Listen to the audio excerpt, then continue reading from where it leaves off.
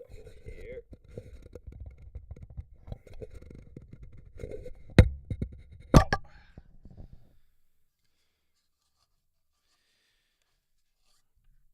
Okay, so I assume it'll take people a few seconds to trickle in, or a few minutes to trickle in. I'm going to be continuing work on the Siren today. I've printed so many discs, and they're all really cool, so I can show off a few of those. I have one fresh off the printer right now. Actually, it's still on the printer. Sorry, this is probably really annoying. And some other stuff to show off, and we're going to design some more today, but I also got my box of filament from Prusa that I want to open up. I'm just trying to figure out this whole camera situation. Because this camera too, like, look how zoomed in this is. You can see how gross my fingers are always. So I don't know what is going on there. I'm trying to figure this out. So just give me. I mean, I'll just be talking while I figure this out.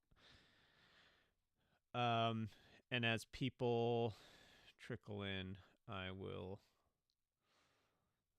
adjust my content approach. Okay, so the other thing I got to do, because I forgot the last stream I did, which was Monday, I think, I left my email basically got showed up on it for a quick second. So I'm just going to go through and make sure I don't have any personal info opened. I'm so bad at keeping stuff organized. So just minimize that. Exit. Yeah, so I haven't posted that stream yet because I got to cut out the part where I put my email on screen by accident. And I obviously don't want that. Nah, exit.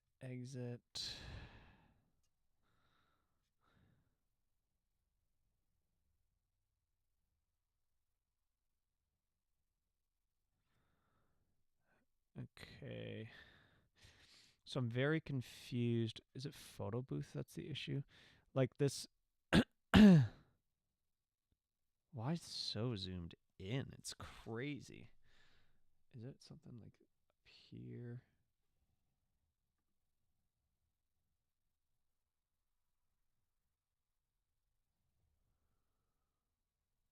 I don't know. Hey, Tin Talon, how you doing? Sorry, I'm just doing some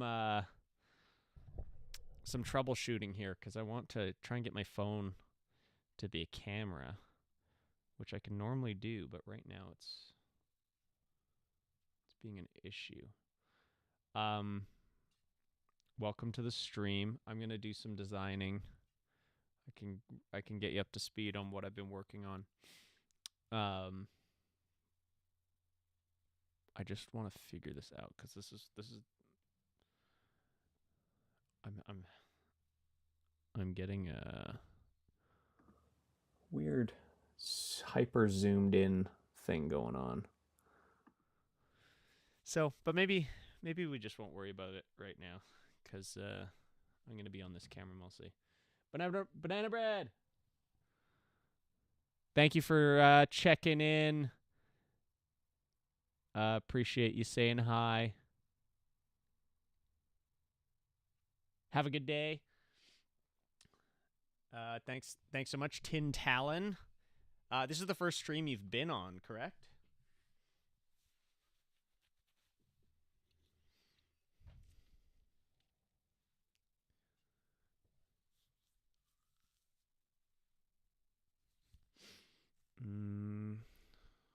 Okay, and then I want to get fusion going. That's what I want to do. Here we go.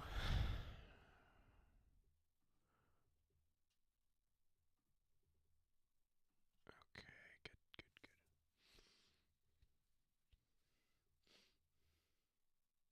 Oh, nice. Oh, awesome. Thanks for clearing that up, Banana Bread. I wasn't sure if I was having issues. Have a good day. Thanks again for saying hi.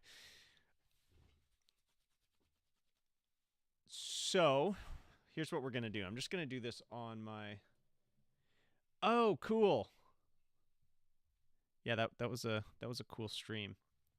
Or a cool little podcast thing. I liked being on that. I want to start off. I just got a package from Prusa, so I want to just open it up because I've been anxious to see what colors we got.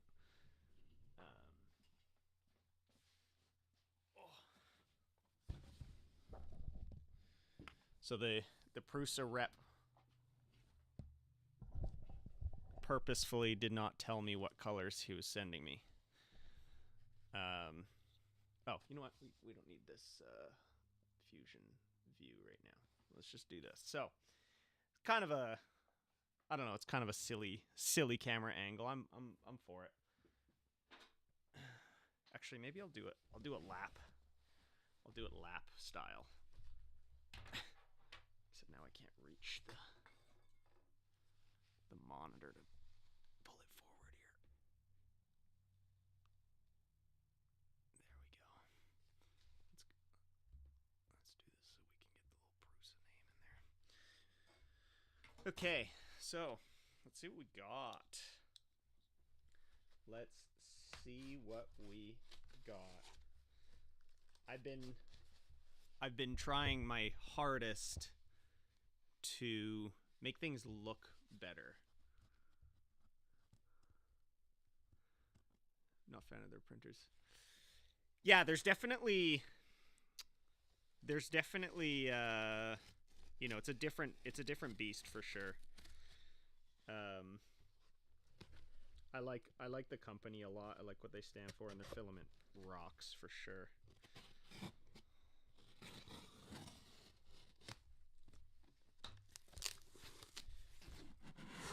Oh, holy cow. All right.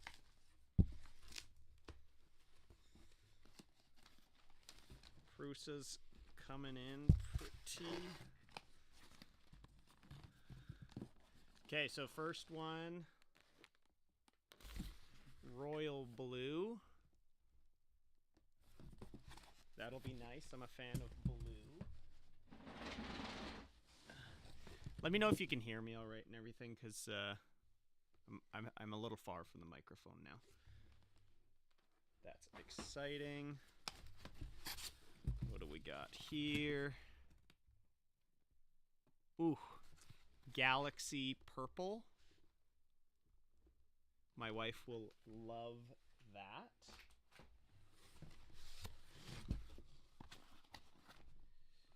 Of course, we got some Galaxy Black, which is a must-have.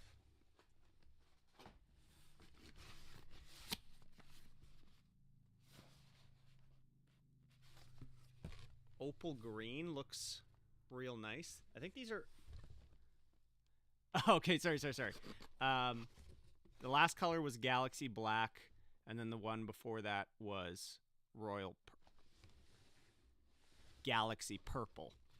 And this one is Opal Green. The audio is going to get a lot better in a second here. Wait. I'm just going to turn my gain up a little bit while I can. And then once I get this box out of the way, I'll be able to sound better. Nice. Love that. Lipstick red. That's a classic.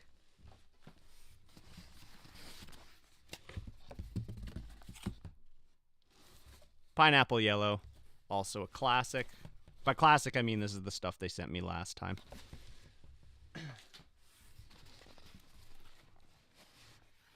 And we got the Prusa orange. You gotta have Prusa orange from them, I suppose.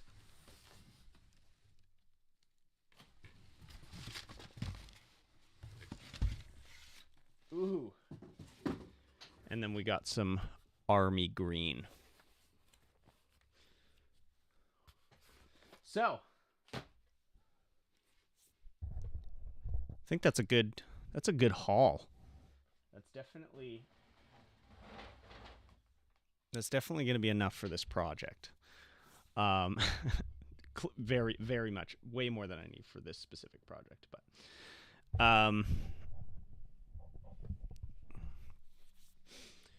so I can show you what. I don't know how up to date you are on what I've been working on since the last video. This actually, let me show you the real thing, because I have it. I have it right here. So, tell me what you think this looks like right off the bat, just because everyone's been saying the same thing, and I'm curious if you think the same thing as well.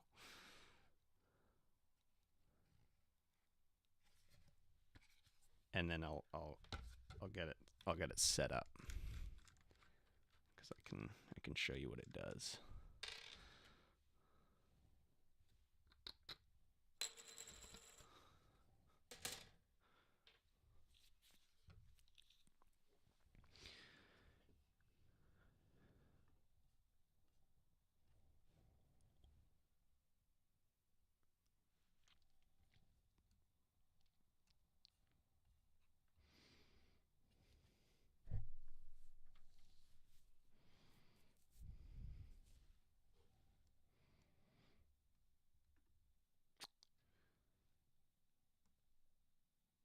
Okay, this is great. And actually what I'm going to do is I'm going to pull up the model of the full thing so we can kind of choose the colors we're going to use for this, because that's very important.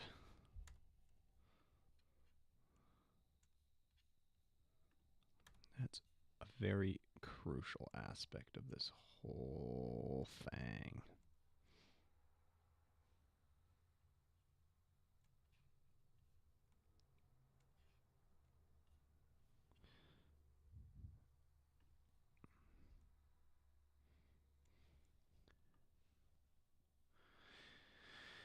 Okay, so why does my chat disappear every 5 seconds?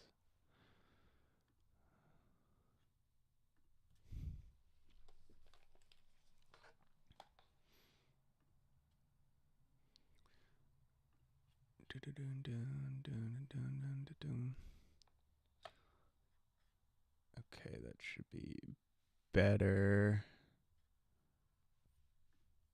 Nice.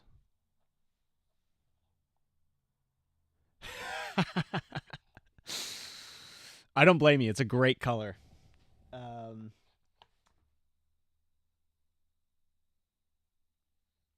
I'm kind of feeling like I want to do army green on this. I don't know why.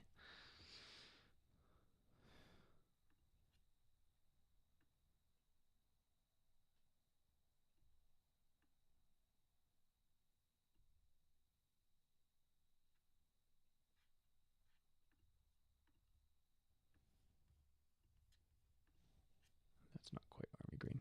So this is I'm calling it a Seebeck Siren, or a Seebeck Siren. It's actually a scientific instrument, and it was invented in 1841, I think, and it was basically a way to generate frequencies to study sound. And I think it's fascinating that this existed, and I never knew about it until just recently. And it's such a good visual tool for understanding how frequency is generated, and like understanding the relationship between different notes and the ratios between different notes.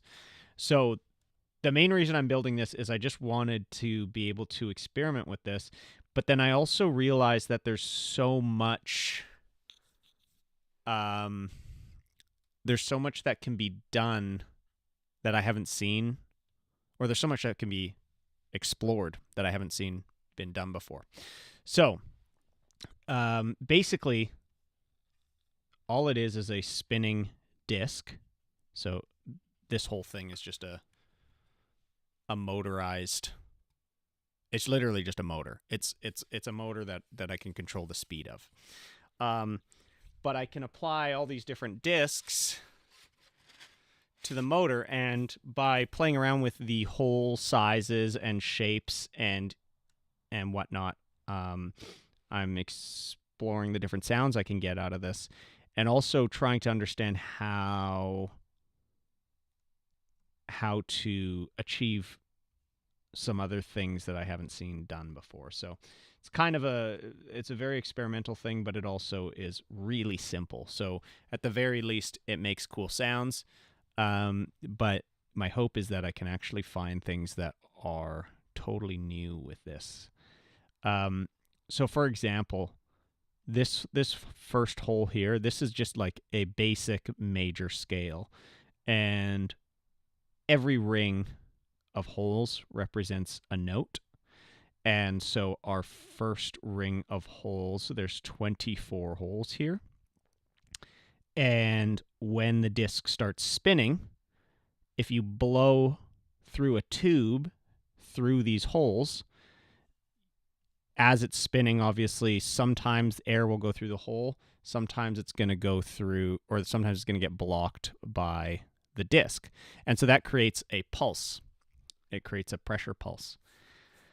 So what's really cool about that is if you've got 24 holes here and it's spinning at a certain RPM, it really only needs to, it doesn't need to spin that fast to get up to 100 hertz, but you can go well beyond that, obviously. But to get an octave, all you have to do is have a ring of holes that has double the amount of holes. So this outer ring has 48 holes as opposed to 24 holes. And so when you're blowing here, you're going to get half as fast of a pulse as you'll get if you're blowing here. And then obviously every ring in between represents each note of the major scale, which was just what I chose, but it could be any scale you want. So this is what the basic Siren disc looks like, and this is like a fully playable thing. But I've been experimenting with a bunch of different, hole shapes, because as you could probably see that blowing through a round hole is going to sound a little bit different than blowing through a square hole. This is going to have a much harder cutoff. Something like this is more of like a teardrop shaped hole. I was trying to make more of a sine wave, but I think I found something that might be better.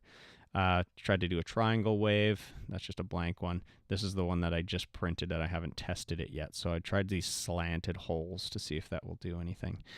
I also tried this one, which is one of the issues I'm having with this instrument is there's obviously a lot of noise.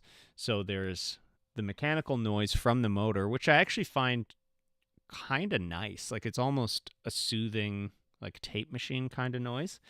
The big noise issue, though, is the wind. There's like turbulence, obviously, and it's like, that's just part of the design. There's going to be turbulence.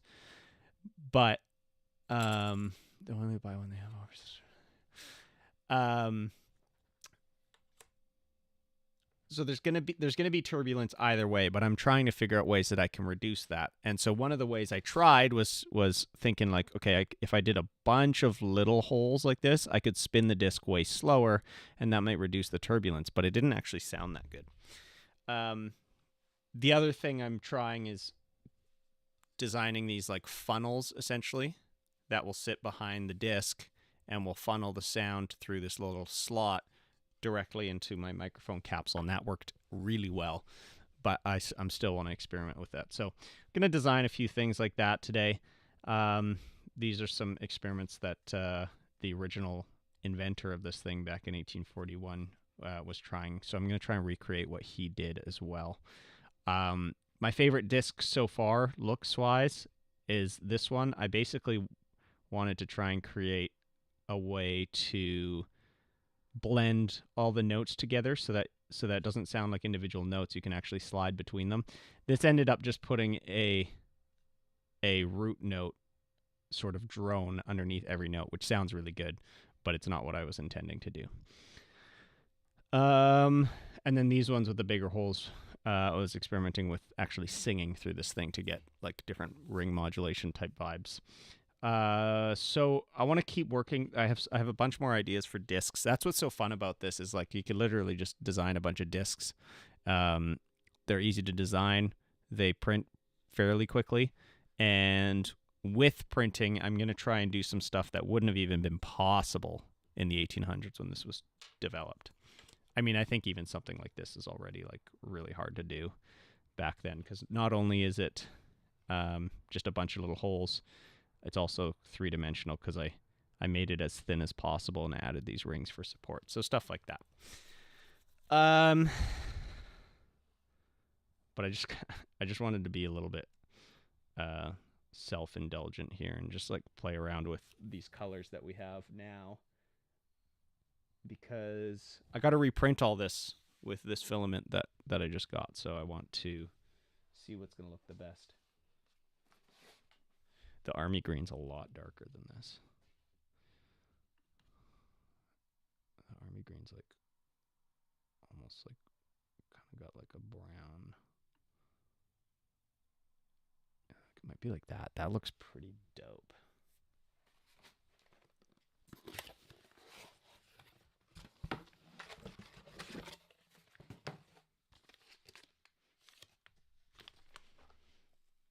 It looks kind of similar, right? That might be the one. I'm a fan of that. One of the big things I'm doing with this video, I'm going to be trying out certain things because like when I make these videos, I really try. Well, I you know, I go with my gut on a lot of stuff, and there's certain things that I know I'm doing that aren't like algorithmically appropriate. So this video, I kind of want to just experiment with different things, and one of the big issues I've always had is like I suck at making thumbnails. I hate making thumbnails. I don't know why I don't like it. Actually, I kind of thought about that a lot, but so all that being said, I basically want to try and make this look as cool as possible so that I really don't have to worry about a thumbnail too much. I can basically just post a picture of this as the thumbnail and call it a day. 5 kilogram spools are the way to go. I love just having a giant spool and not having to think about it. I didn't know they made other colors, to be honest. I've only ever seen black and white and I think gray.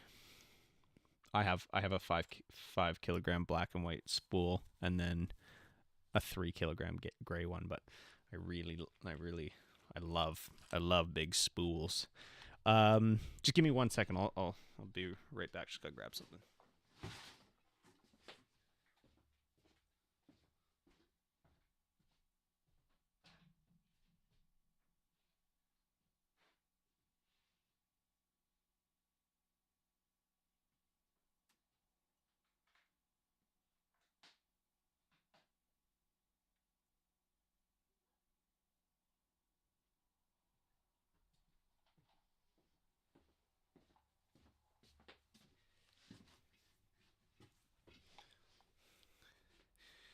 It's not only running out of it, it's just like you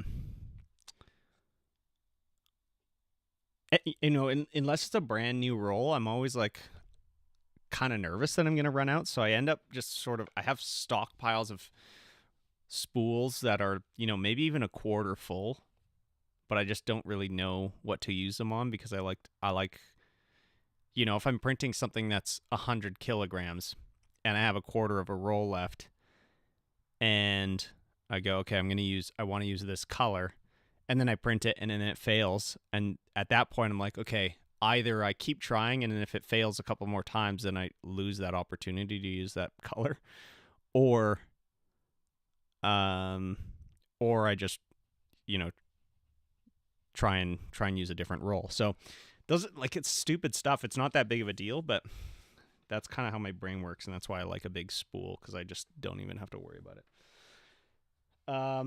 Army green is dope. That looks pretty good.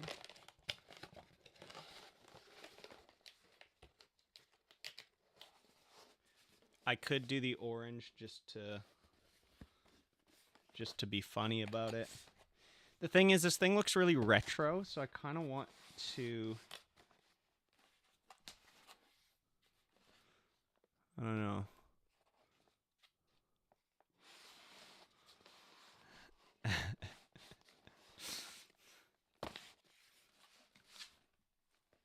Like red would look pretty cool too, and that would stay fairly retro looking. Ooh, that's so cool. Red would be really striking.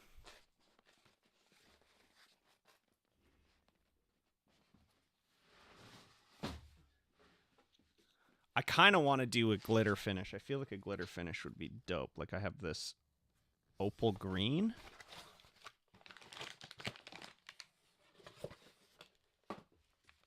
And this is apparently glitter.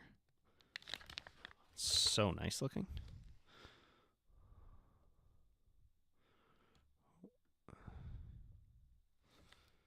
It's like more blue than that.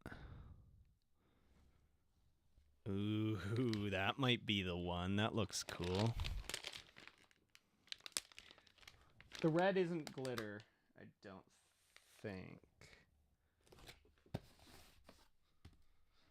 No, the red is just pure red.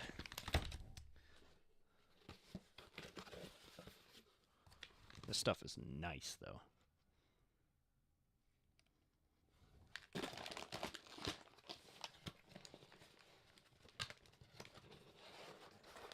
I like them bold colors. Army green with bright orange. That red with black, of course, classic. Ooh. Yeah, the baby blue. That's what I have with this one, right? Like I went with the baby blue on this. But this isn't a Prusa filament. This is a Polymaker filament. And I don't have any of this left anyways, but I told Prusa I would use the Prusa filament. Yeah. Black, nice, but obviously I'll save this for like maybe the base or something. And I want to see this galaxy purple. This purple's pretty cool. I wish these colors were like already in here. Purple's cool. It might be a little dark for a thumbnail.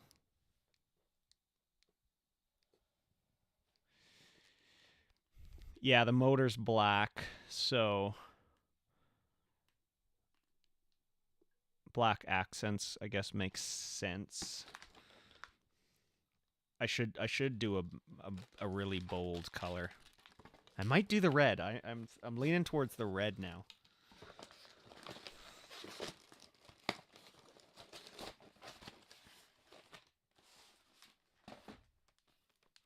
And this royal blue is a silk. Is it the same? I don't know what the difference between silk. Purple for the discs. Yeah, that could be cool. This is a nice blue. Maybe this blue is good too. I really wanted a glitter, but I don't think I have a super bright glittery color.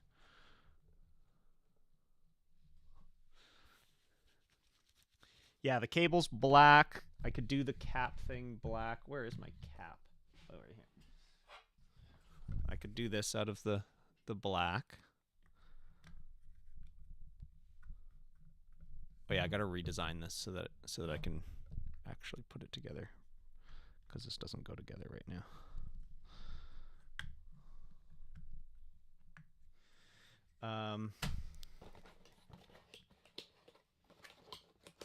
I mean, there's enough here I could try a couple different versions too.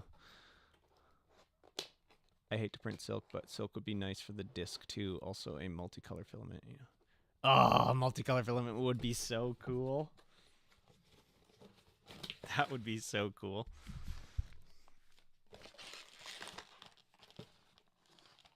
What I'm gonna do for the discs too is I'll probably do multicolored in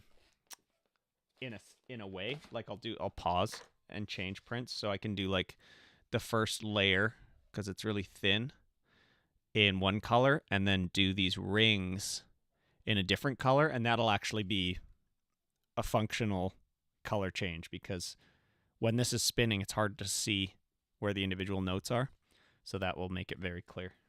So I'm likely going to do that.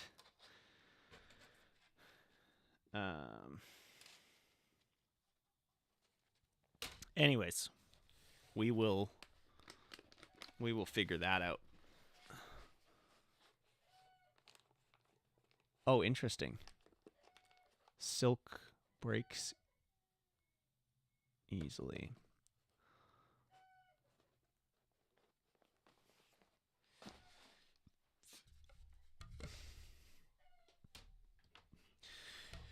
Anyways, so let's get this model. I'm gonna just switch to red for a second, because that's kind of what I'm leaning to. It's super bold, and then I can do. I'll just print discs in a bunch of different colors. I'm gonna. My goal is to use every color I have, and you need the solid disc with the hypnotic sparkle. That's yeah. That's what I'm thinking. Right. It's gotta be super bold.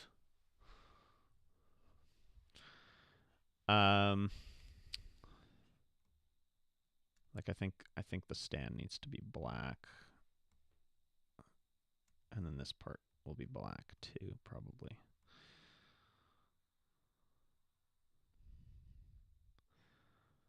That'll look pretty cool. So one of the things I discovered while I was assembling my first version of this, I don't understand what's happening. There we go.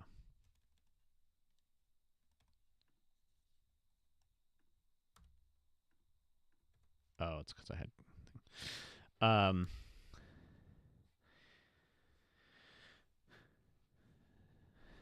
I cracked.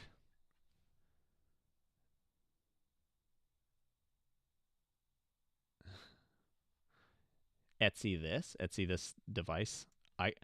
I'm not very good at selling things. You can CAD. Everyone, it's. I never learned CAD officially. I continue to learn to this day. I actually consider myself a pretty bad CADist. But it sounds like a hawk's outside, but I think it's a stellar jay. I mean, just kidding. So I'm gonna make the motor slot in. It doesn't. When I tried to angle it in on this one, it cracked the back. So I'm gonna go with just the same geometry I have here, and then this will also give me a better option for mounting the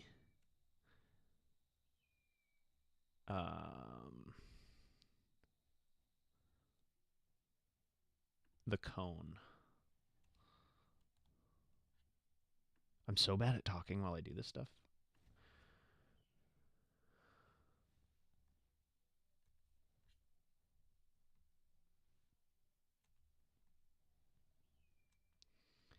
So this is kind of what I'm thinking, just like that.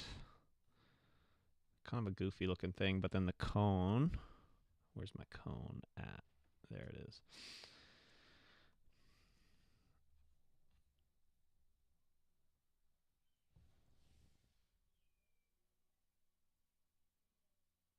I'm hearing talking out there, but I don't know.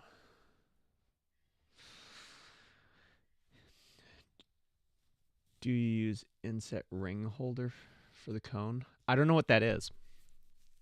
What's an inset ring holder? I was honestly just going to basically have the screw hold it on, like a tube sticking into the hole in the cone. I was going to just basically have a hole, access holes back here that match up with these. It's not the prettiest solution, but I think when it's all black, it'll be pretty subtle, and it'll just be like super reliable.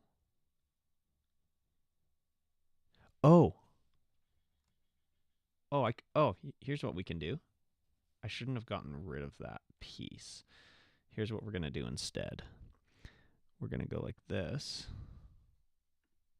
No. We're going to go like this, and then that sketch piece, I'm going to add that to the cone instead. Oh yeah.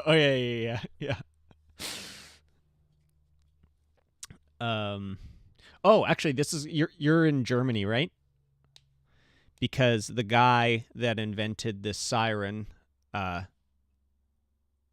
Seebeck, but my dad tells me it's pronounced Seebeck because it's Seebeck. Yeah. Okay. I'm gonna call it Seebeck because I'm a quarter German. My dad's half German, so and he speaks German, so he knows, and it's good. I want to get that right for my heritage. Okay, so what I'm gonna do. Okay, that's good. I'm glad.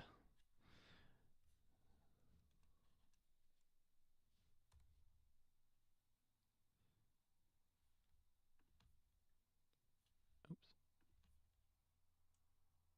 Why is it being like this now?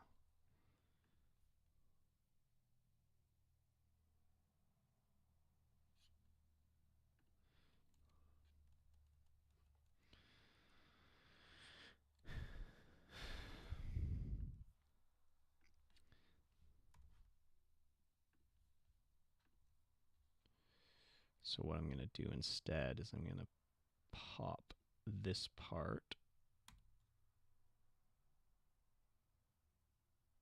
out as a new body.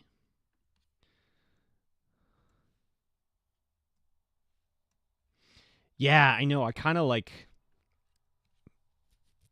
I feel like I would have enjoyed being in that time for certain things, like that, like inventing things, and like seeing all the cool new stuff being invented.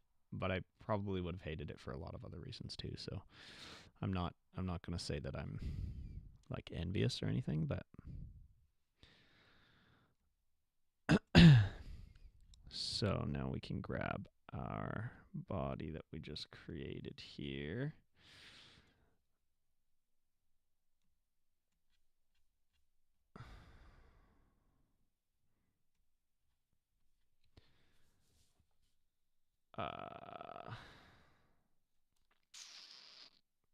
Wait, what I should have done here. That's 3 mils. Okay, so then this should have been 3 mils. Should have been 3 mils.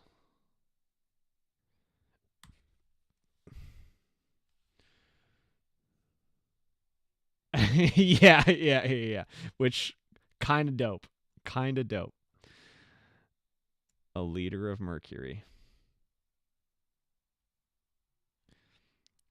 Now if I move this 3 mils back,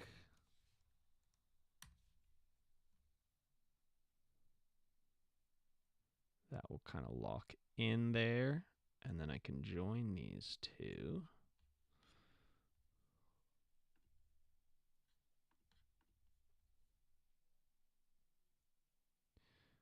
Oh. I want this to be the target body and this to be the dual body.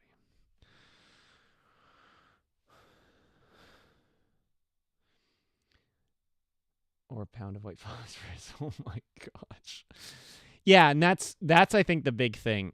And that's something I pride myself on in today's world. Everything I own, I want to know how it works to the craziest degree. We moved on to a farm, and I think we're moving back to that too. But we moved on to a farm, and there was a ride-on mower here that was busted, and we eventually fixed it, and I had to like get right into the engine. It had bent push rods and uh, even a bent piston, and managed to fix it, and it works great. And I mow the lawn with it now, so saves a couple $1,000, and now I know how that thing works in and out.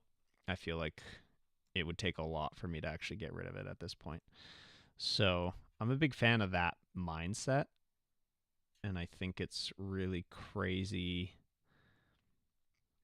Like I feel like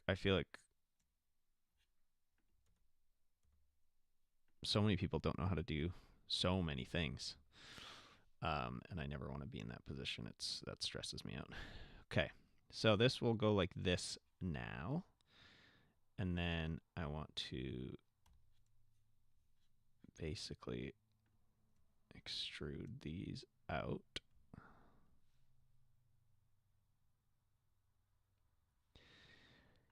Yeah, and like a lot of the times there's the sort of like, how much time did I spend on that? I spent a day on that, probably.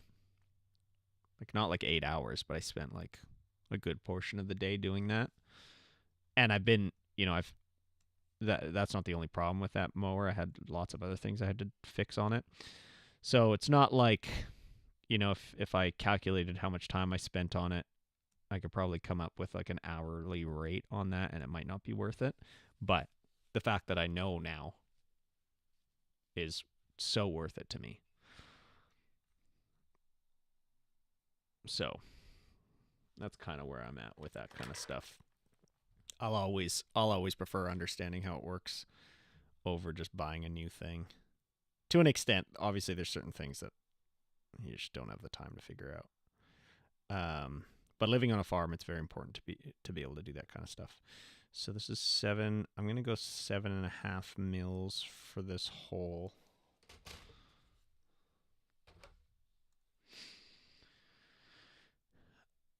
I'm gonna do an offset plane from here.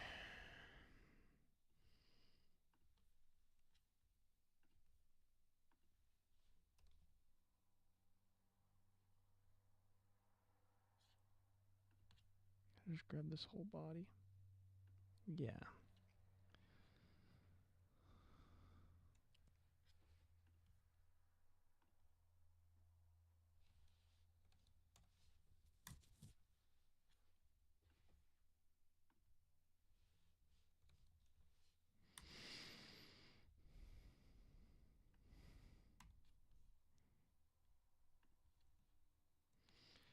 And then we want to bring this all the way in, right to here, I think, right?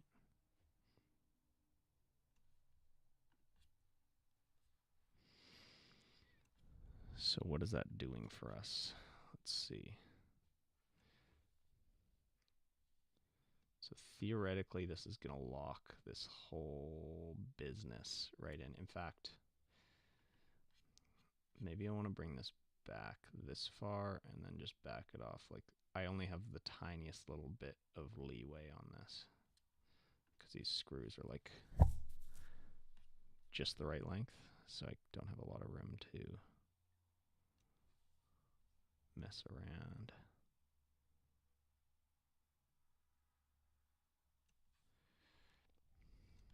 I kind of want to bring this surface in if I can. A bit more. Like ideally right up to that point. Oops. I'm just going to eyeball this. It doesn't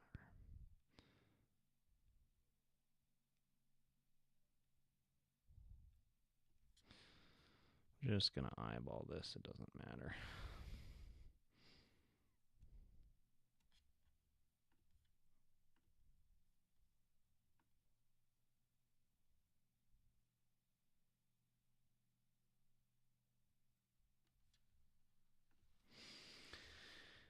Okay, so this should lock this whole business in.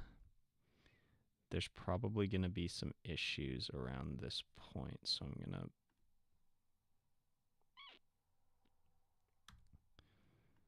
I'm going to just bump these down a tiny bit.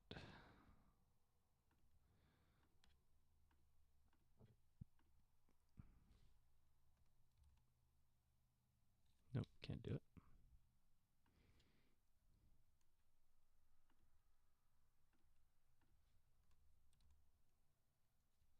Weird. What if I just did this? Okay. Even 0.1 I think is probably fine.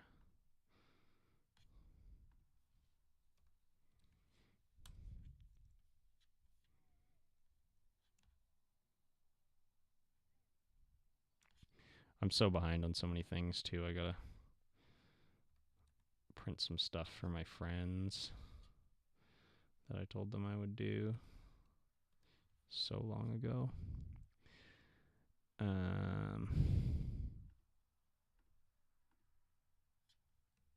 Yeah, a little bit of a gap there will be helpful, I think. And then if that doesn't fit, I can sand that. So I think that'll be good. Maybe I'll add like a little fillet on here so it's not so aggressive. Oh, I can literally only do that much.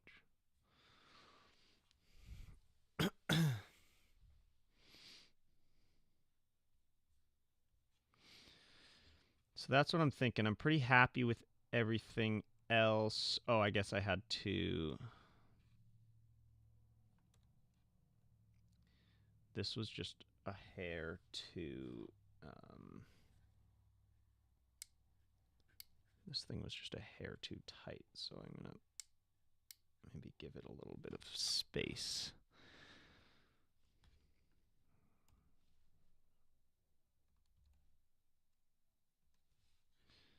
A little bit there, and then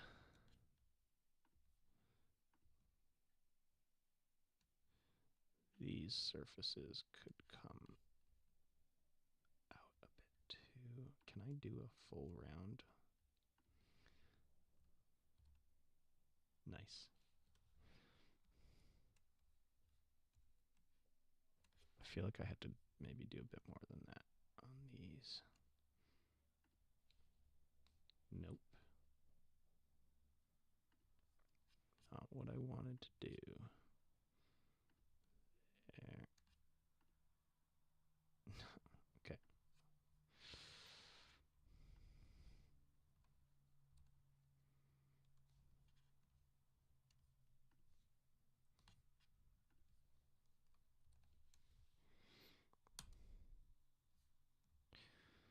Okay.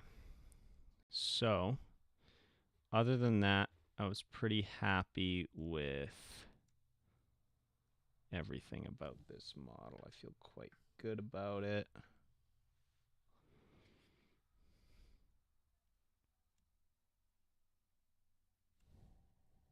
Feel quite good about that. So, I can print this again. I'll get that started after the stream here.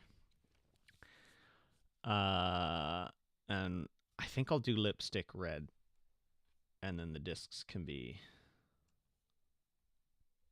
other colors, and then I can kind of mix match them for the thumbnail, which will be nice.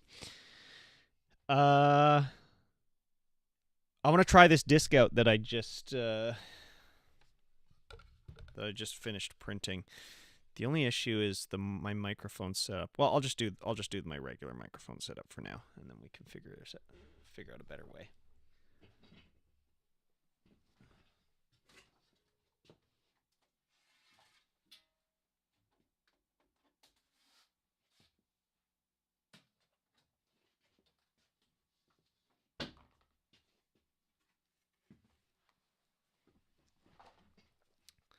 So this one's the angled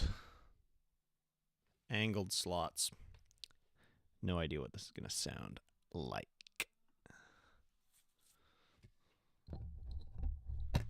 So let's pop this on.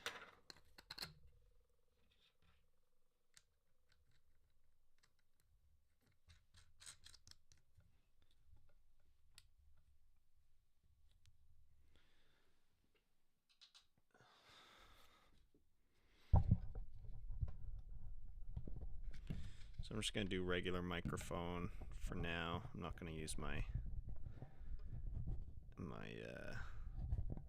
special microphone nozzle, because otherwise then you can't hear me after. You know what? I should build a nozzle for my condenser mic so that. Where's my big tube? Oh, I'm literally rolling on it right now. Okay. Oh, you're so right. Okay, I'll do that. I'll do that for sure. And we can make that different colors too.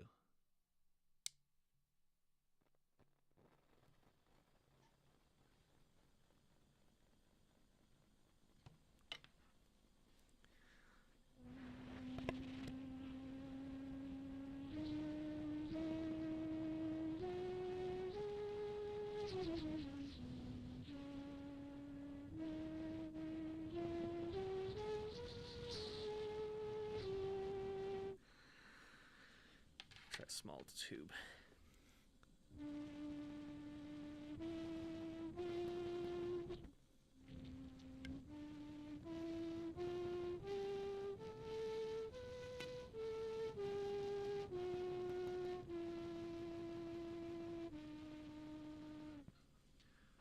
Sounds okay. I think you can print the front screw simply as one piece. Ooh, that would be cool, having the nut right in the cone. It does sound like an old movie, and I was playing around with it, and there's one of these discs. It sounds like hold music, which is really funny. It's like the most compressed, bad sounding music ever, which is silly. I want to show you this disc. This one sounds really cool. I think it sounds really cool. I actually don't. It's this one or the other one. I don't remember. And it depends on the mic setup as well.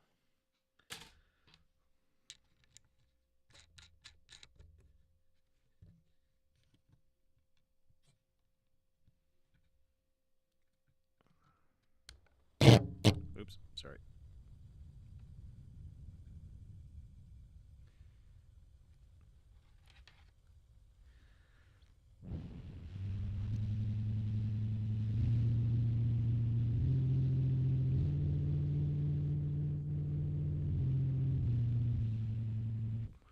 This one has like, it sounds like a car.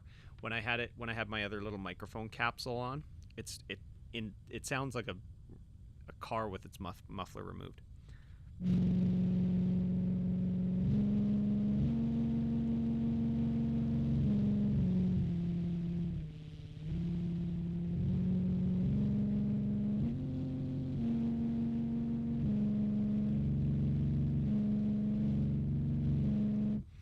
So yeah, this one's interesting. I think it's the other one that sounds better though.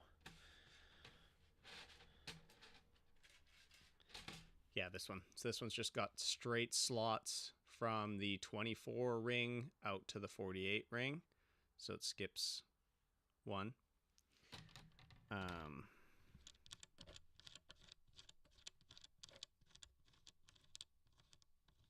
think this one sounds good.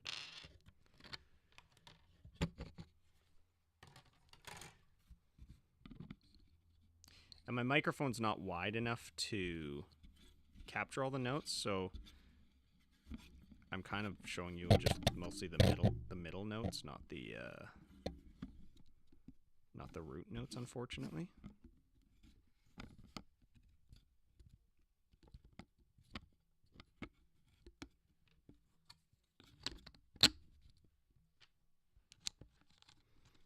Weird, this one's not sitting that well for some reason.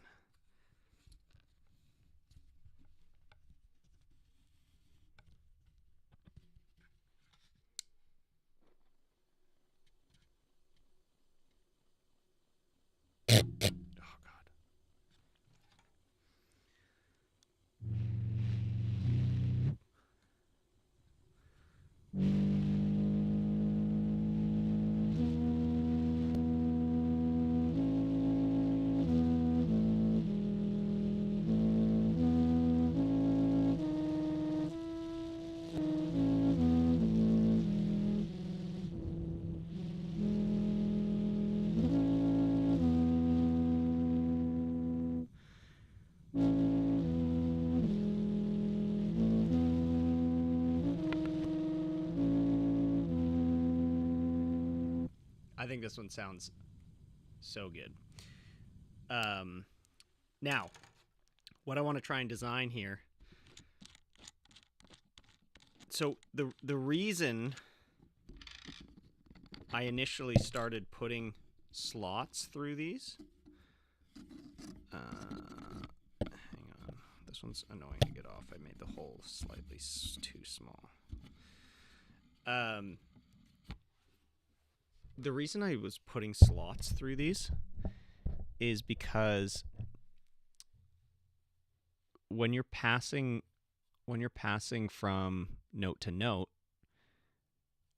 on a disc like this, each note is separate. So when you pass between the notes, if you're just like dragging the hose across here, you get a definite like do do do do do do do do. I wanted to see if I could create a disc where as you're sliding between the notes, it goes ba, right? A glissando. So that was originally why I put the slots, but I didn't. It seems so clear to me now that this creates the sound that it does, because all I'm doing is I'm basically taking these 24 holes in the center and stretching them across. So that's why you hear that root note underneath all of these other notes. But I don't want that's not what I was going for with this. I wanted to have a smooth transition. Yeah, glissando. I think you could put a tube with the side open, just a slit that ends up on the outside. Attach your mic. That's what I have here. So I did do that, and it does make a huge improvement. There are. This is a whole other thing, though. I had another one. I originally printed just like a really small version that was like a millimeter thick, and it had its own resonance, and certain notes would become really amplified and other ones wouldn't. So this one's a super solid one that is a little less resonant, but it's still, this little slot still does generate some of its own sort of I guess turbulence that makes a different tone. So I'm gonna play. That's another factor I'm gonna play around with. But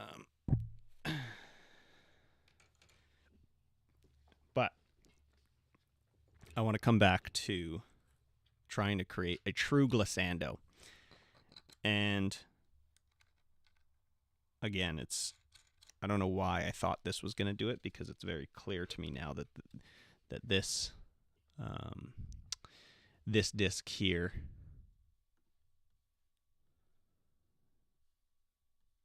and these discs here are just going to create a drone note of the root note, because it's creating a 24 slot pattern across all of the notes, and a 24 slot pattern is going to make the root note, because we have 24 notes in the root. I mean sideways, not backwards. Sideways tube.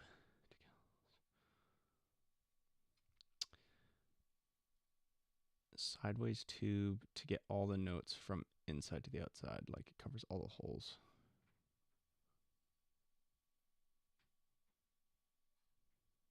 Sideways tube.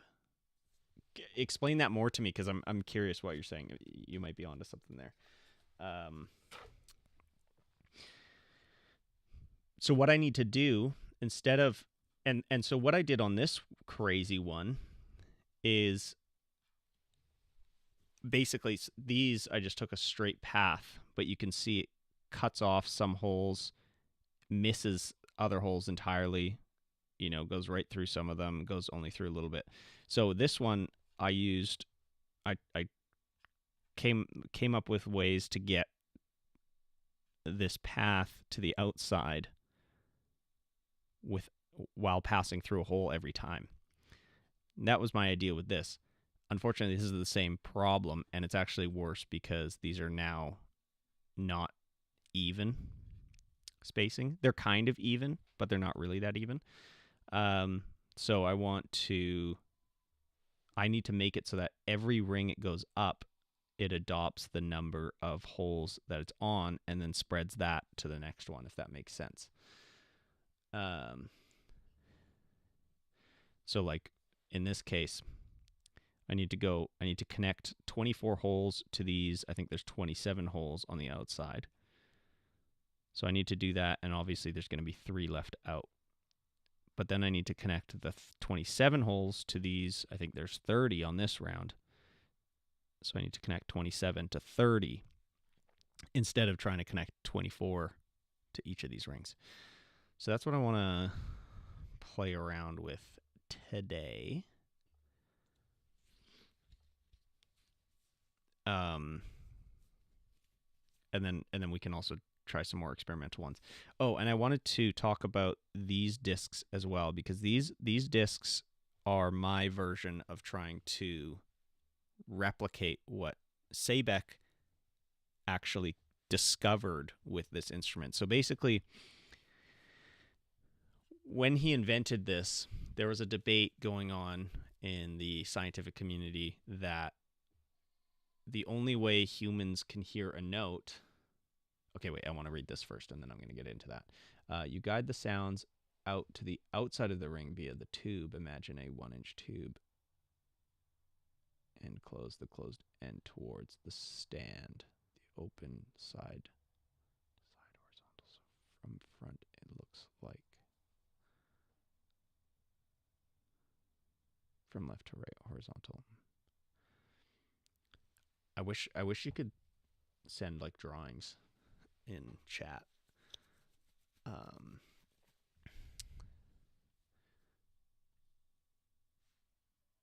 I'm really interested in what you're trying to describe though, so please keep please keep trying. It sounds like nothing I've thought of yet, so I like that. So Seebeck wanted to prove that you don't need to hear the so in like when you pluck a guitar string, yeah, you need a whiteboard in chat. If you add me on Discord, just send me a message and we can talk there too. So when you pluck a guitar string, the string will vibrate like this. And that's the fundamental tone. But the string also vibrates like this. It also vibrates in threes. And basically the string always sort of divides up into all of these different divisions, and then it'll vibrate that. So when you hear a guitar note, you're hearing the main fundamental note, which is the note, like if you're hitting an E, this is the E.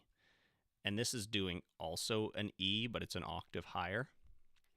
And then you get a series of notes that aren't even an E. You'll get a series of notes underneath it, or over top of it, technically, because they're called overtones. And all of those individual harmonics create the tone of the guitar. That's why you can distinguish the sound of a guitar E from the sound of a piano E, because they have different harmonic series and different overtones that make up the actual character of the sound. So back in 1840 or whatever, it was debated that the human ear only really picks up the fundamental note, and that's how we determine what a note is. But Seebeck wanted to prove that you can actually still create a note that lacks a fundamental frequency, and your ears will still pick it up as that note. And somehow he proved it with this. And so I've been trying to recreate that, and basically I'm trying to create a note that when you hear it, you say, okay, that's a specific note, but then on an EQ graph where that fundamental should be, I want to see nothing there. I haven't been able to do that yet, though. Everything I've tried, I still end up getting that fundamental, so I'm not sure what he's doing. this disc, for example. So there's 12 holes around here. And so let's say I spun the disc fast enough that I'm getting an E, right? And so on an EQ graph, you would see, and this disc doesn't produce a pure tone. It's not like it's producing a pure sine wave. It's actually producing a more complex square wave, which is a sine wave is the purest tone, whereas a square wave is actually really complex. So this would create like kind of a square wave of an E note. So you would see a fundamental at the E, which I don't know what frequency that is, but it's a specific frequency. And then you would see harmonics on top of that. And so I have 12 notes on the inside here. I also have 12 notes on the outside, just so I have a reference. And the outside ring and the inside ring sound exactly the same. Then I tried doing irregular patterns. And this is what apparently he did, is he started creating irregular patterns. And so in this case, you see you have 2, and then it skips like 4, and then you have 2, and then it skips like 4, and then you have 2. And then in this case, if 1 skips 1, 1 skips 3, 1 skips 1, 1 skips 3. So in theory, and when you play this, you hear the E here. And then when you play this ring, it actually sounds like a fifth lower. And so to my ears, this was working because I was like, okay, there's less holes here. But theoretically, these are closer together. So the theory is that like this is technically a higher frequency sound. But at the end of the day, your ear picks up these 2 holes as kind of one pulse. And so what you're actually hearing is like a bigger hole here, a bigger hole here, a bigger hole here, and a bigger hole here. So there's only 4 going around this ring. So of course it's going to be a lower note. But in theory, there's a pattern where these holes are loud enough that they can actually cancel out a fundamental frequency. So it'll still sound like a lower note, but when you look on an EQ graph, it actually is represented as a higher note than the control rings. And apparently he did it. I don't know how he did it. He didn't have an EQ graph, I don't think. I don't know how they were measuring audio back then. I know he had a group of people, and he would ask them, what note is this, basically? And they would come, and the conclusion was that humans hear more than just a fundamental frequency. It's all the other tones as well and this led to a lot of really good breakthroughs in audio science, because now we understand that our ears kind of have like reference points, and the little hairs in our ears pick up more than just a fundamental frequency, and we actually work with a broad range frequency in our ears, and we kind of chunk them together. So fascinating stuff. I did a terrible job of explaining it. I'm still learning how Sabek did this, and I want to figure that out for this video. That's kind of like the ultimate thing. But I also want to make this a musical instrument. And one of the things that would be great is to be able to glissando. So that's what I want to try. So what I'm going to do is I'm going to move this sweet little disc. This is our main disc.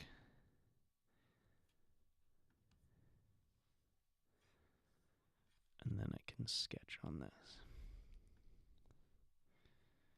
And so I'm going to copy what I did here, which was basically there's 3 notes that I avoid.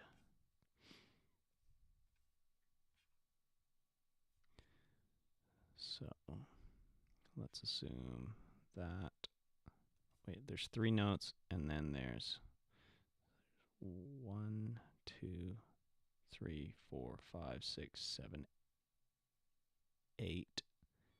Skip. 1, 2, 3, 4, 5, 6, 7, 8. Skip.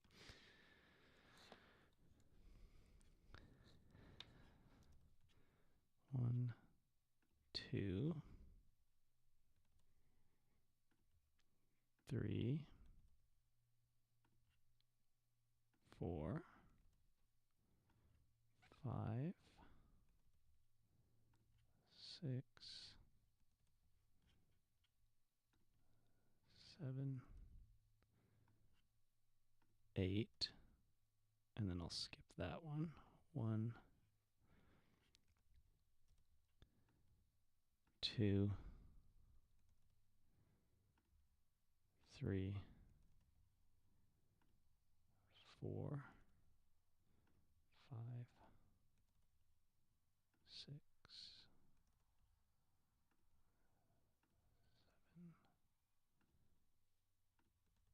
7, 8. I'll skip that one. 1, 2, 3.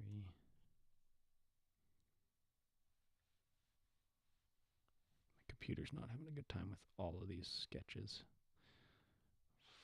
4, 5. I almost want to start a new project just so I can kind of have a bit of a clean slate here because it's getting so laggy.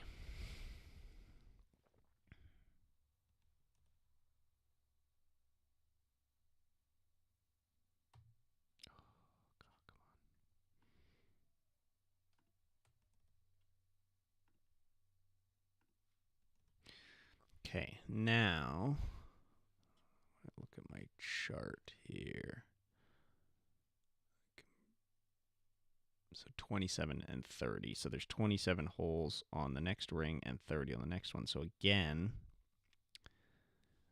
we can basically go with the same pattern. So 1, 2. Oh no, we can't go with the same exact pattern. We just need to make sure we have 3 being left out.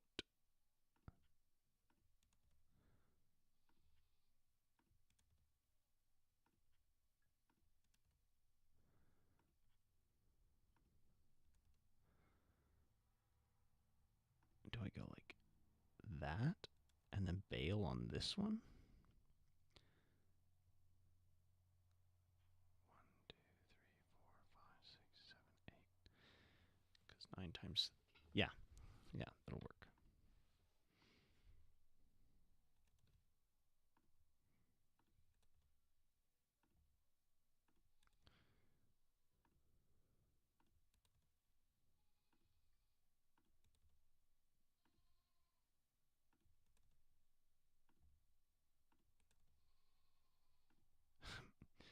My goats are just losing it right now. 1, 2, 3, 4, 5, 6, 7, 8, 9.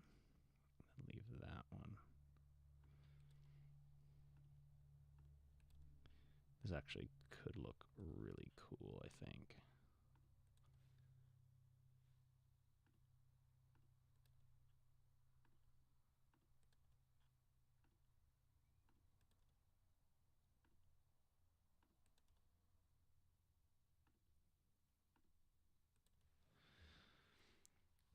Okay, and then 30 to 32. So there's only 2 I need to miss here. So I guess let's miss this one and this one.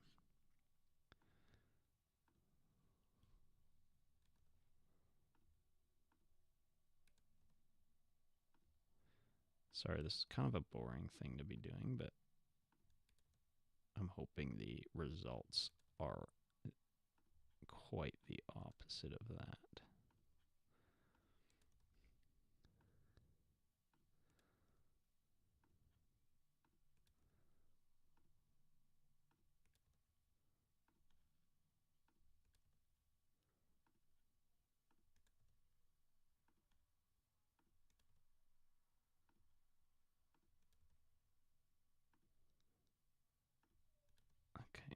That's the one I'm skipping.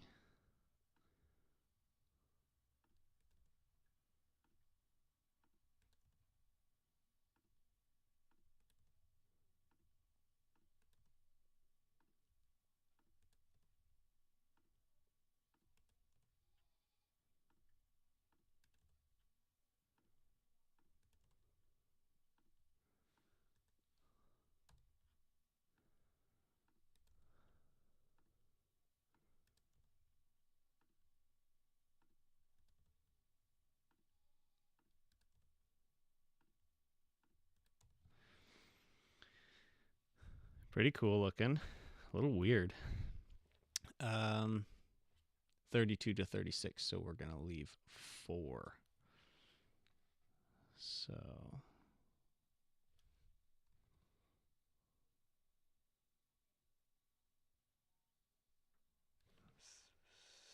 I could do 8 and then skip 2, 3, 4, 5, 6, 7, 8, and then skip 1, 2, 3, 4,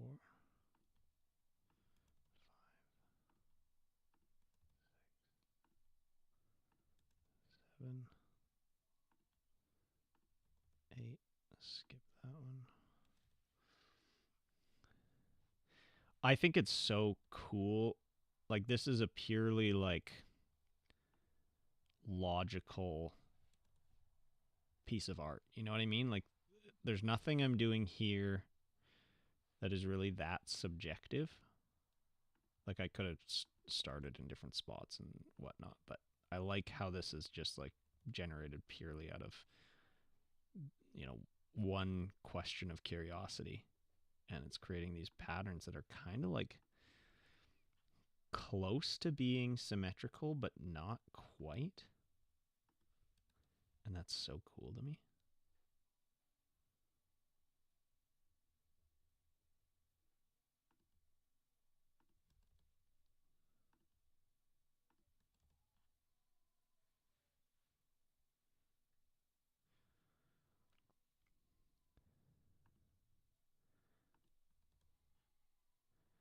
Like, I guess if Sabek's Siren became really popular, like if it was adopted as an actual musical instrument and people went and developed this stuff over the last like 200 years, you can kind of imagine that people would see these patterns and fully understand just by looking at them what they represent.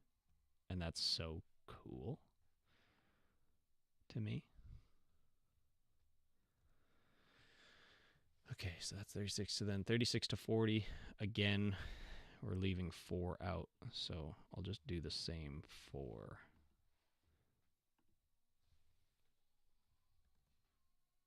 My goats are losing it. What is going on out there? I think my wife's outside.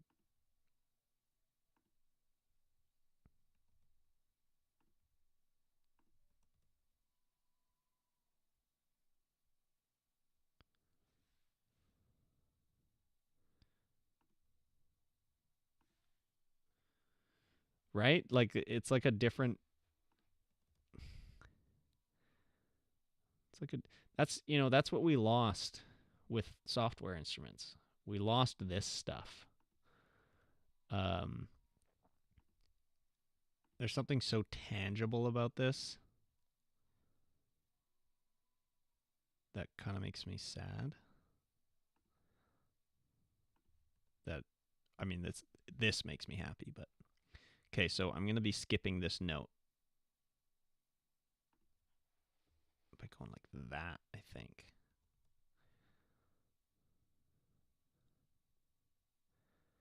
Oh my god, every line gets worse. I'm going to start a new project after this, and then I'm just going to derive this disc so I can start over because I can't handle this loading time.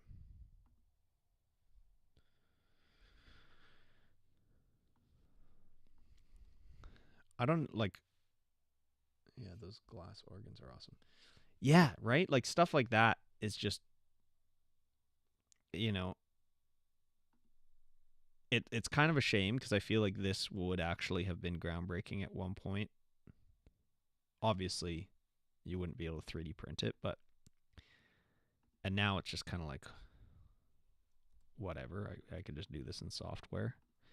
But I actually don't think you can because I think the whole point of this is it's going to be noisy, imperfect. It's going to have a lot of character and it might not be as clean as a software synthesizer or something. Obviously not. But who needs clean when everything is perfectly clean anyways?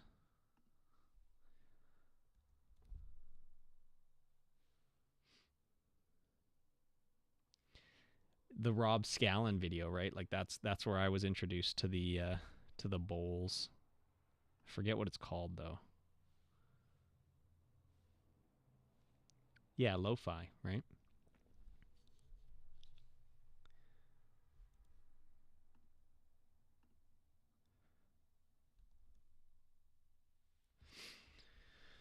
My phone's gonna die. I gotta just plug it in quickly.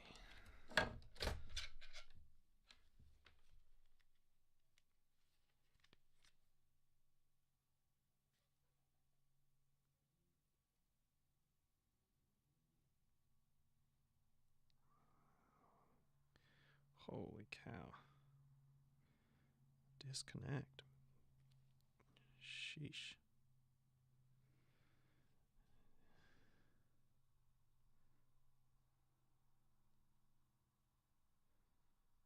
Um,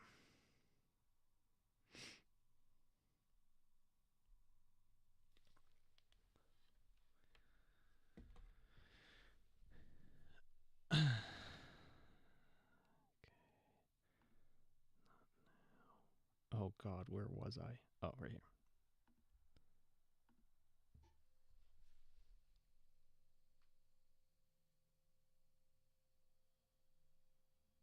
Glass harmonica. Interesting.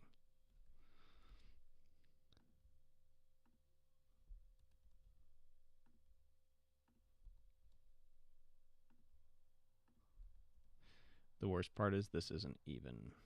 This is just like getting the logic down, and then I actually have to like do a proper extrude on all of this. So I'm gonna have to redraw everything again. And I did this the other day, and it took forever.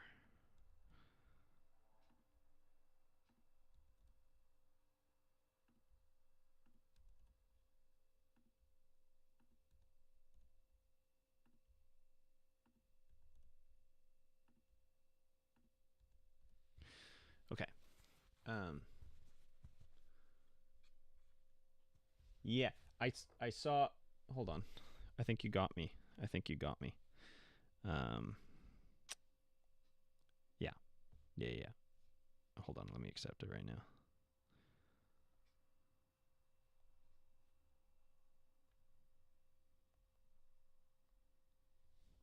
Okay.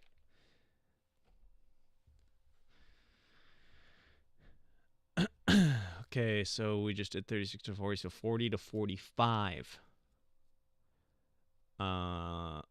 Okay, so I need 5 holes missing.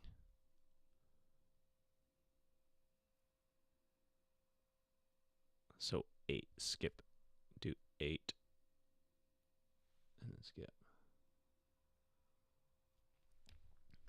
Oh, Ben? Ben's such a boss. Ben invented so much.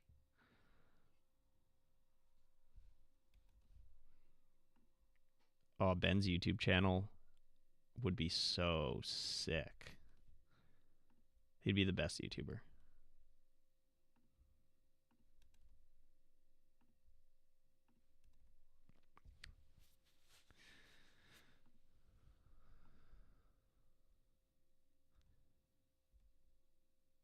I think I need to go 8 and then skip on this one.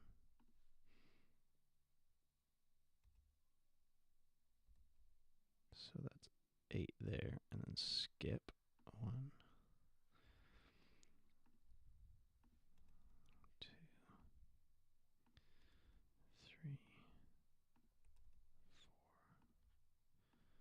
4, 5,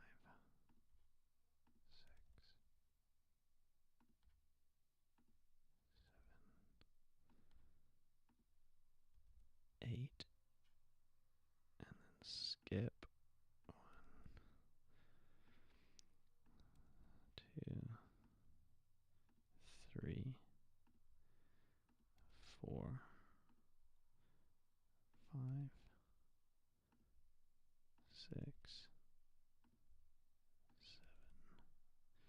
There's something like so organic about this shape.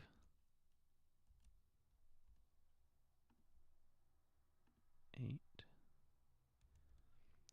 Skip 1. And this is all just the major scale too, which, you know, I was going to do a bunch of other scales, but I don't think I will. Not for this video, at least. 6,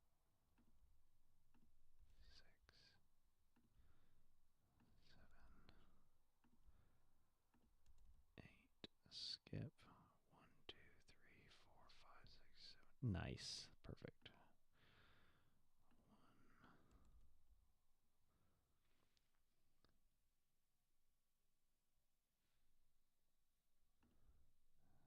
2, 3.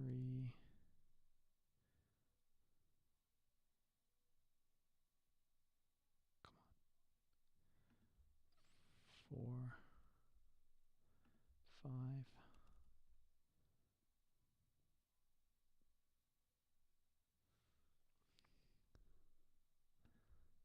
6,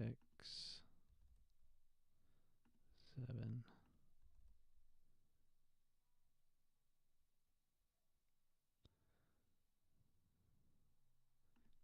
8. Just give me 1 second. I gotta go just check on something. Apologies.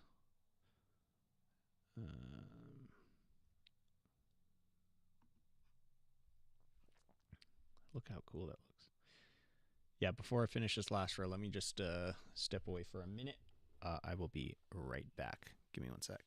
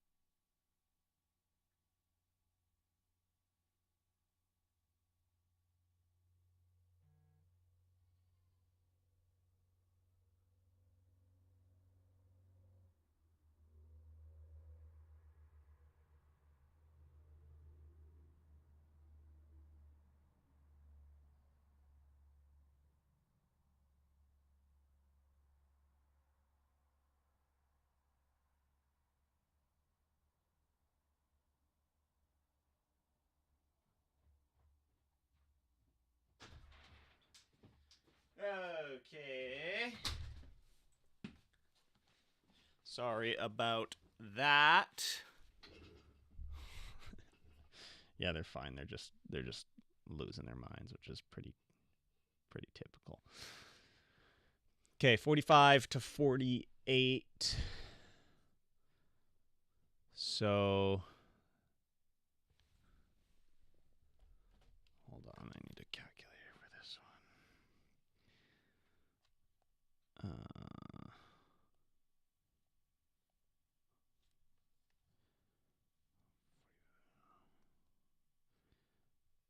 So I guess 15 around, because I only need 3 gaps. Yeah, so 15 around. That's kind of crazy. Oh, hold on. Check some Discord messages.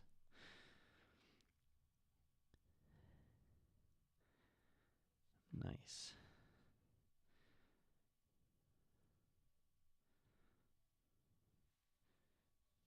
Oh, Tin Talon joined the Discord. You can add me too if you're still there. What I meant, slide 2.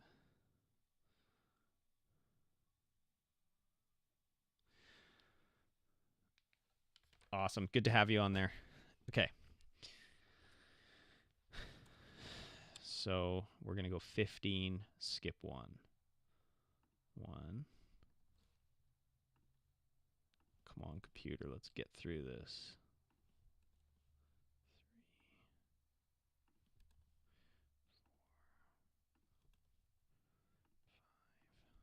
3. Ooh, we're going pretty fast right now. 1, 2, 3, 4, 5, 6, 7, 8, 9, 10, 11, 12, 13, 14, 15, skip. 1, 2, 3, 4, 6,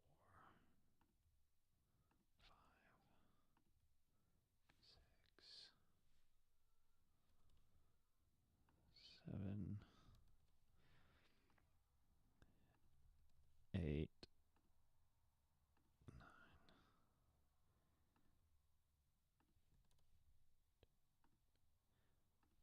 11, 12, 13, 14, 15, skip. And then this should go right up to the top. 4. Oh, we were having such a good run. That was going good. 5, 6,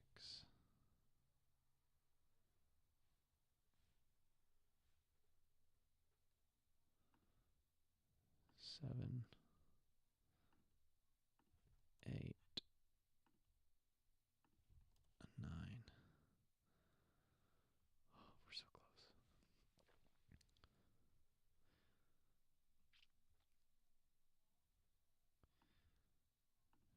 10. Yeah, it's perfect.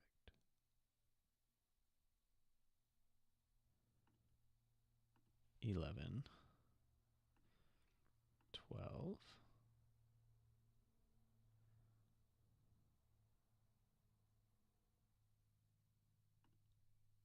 13, 14,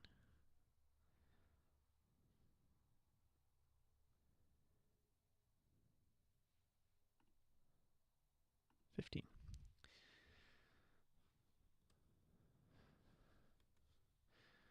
Okay.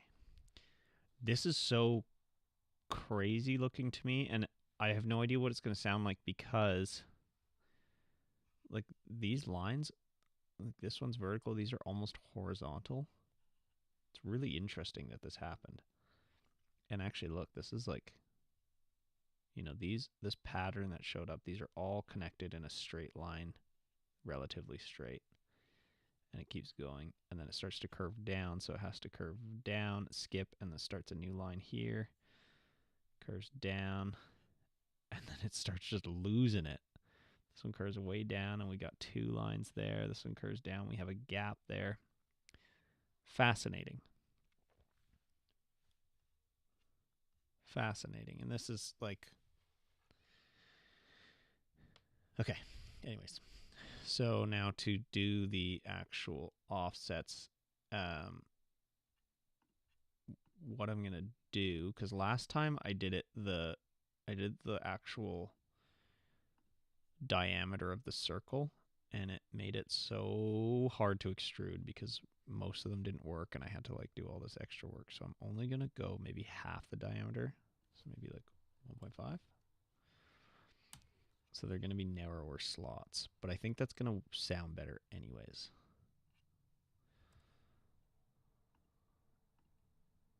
And it's pretty annoying that these lines don't always connect. I don't understand why. 0.5 symmetric. So these should be like selectable little, yeah, that's good. Offset.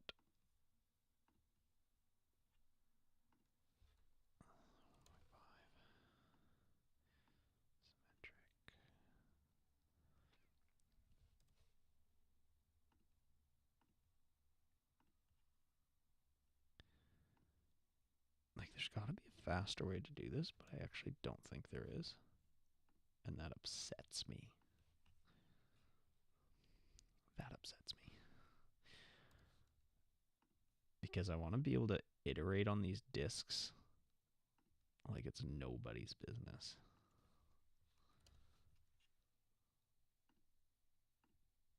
I'll just crank these out, and having to model this like so tediously is kind of a bummer, but I imagine Sabek was probably thinking the exact same thing, and he probably would have loved this workflow. Oops.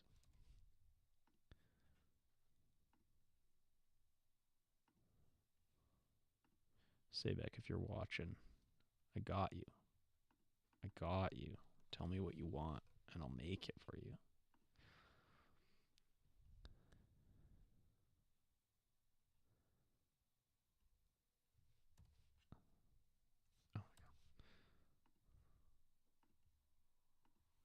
Oh, Ben Franklin had a 3D printer and Fusion 360. Oh man.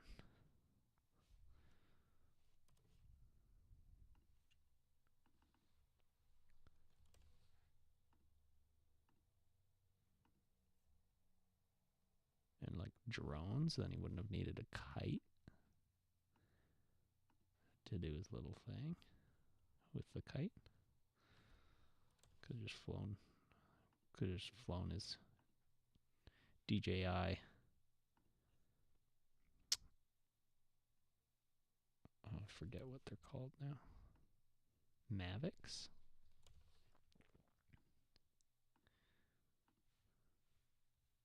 Clearly I'm losing my mind right now.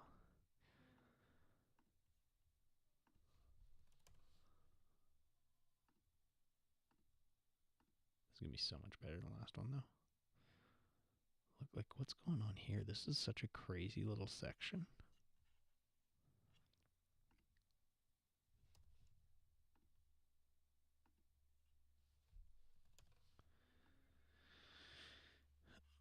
Okay.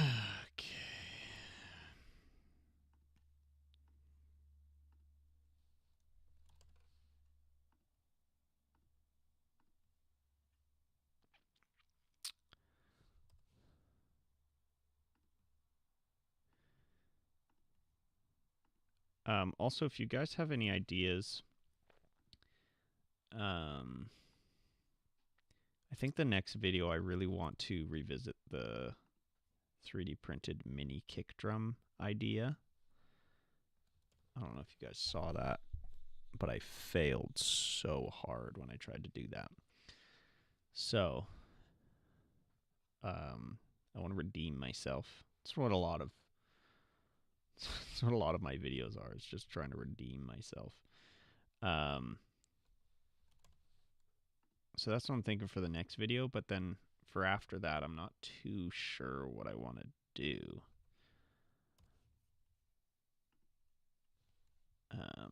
Like I want to see if I can figure the symbol out, but I don't really know if that one's doable. Like the kick drum, I think it's totally doable. I approached it in such a bad way the first time. But the cymbal is just going to be a lot of like fine tuning. I don't think it would make really good content necessarily. Valid redemption, exactly. It's going to be part of a series, except all my videos are that basically. I want to have a fully 3D printed drum kit.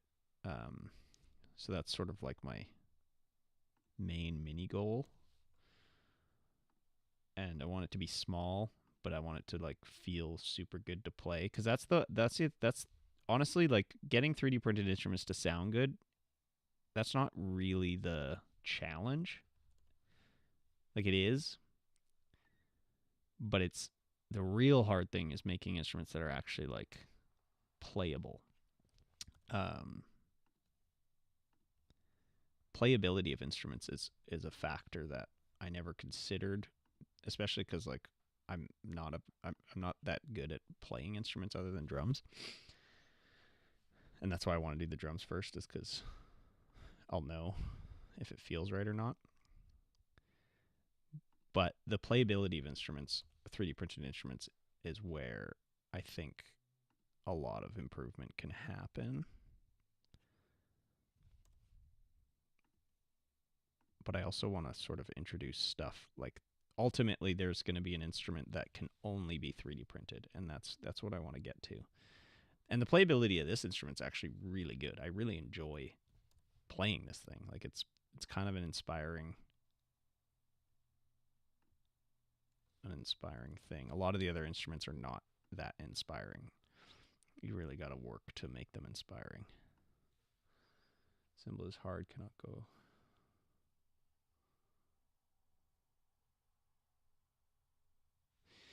Yeah, and like, you know, I tried annealing them and stuff, and that did nothing.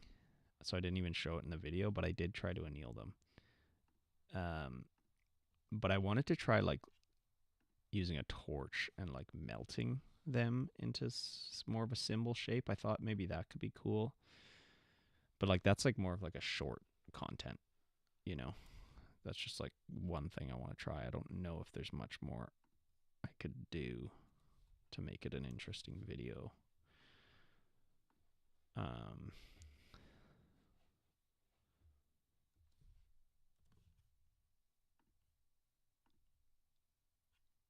So I'm not sold on that for the following video yet, but oops.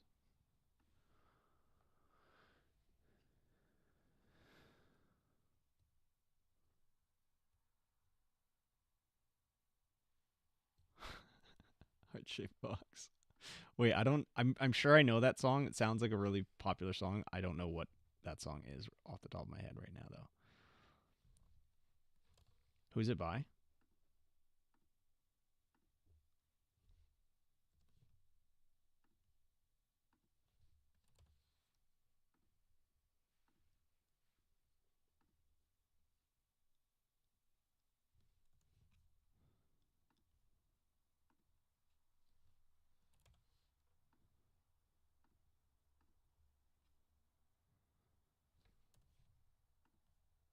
Totally missed this one.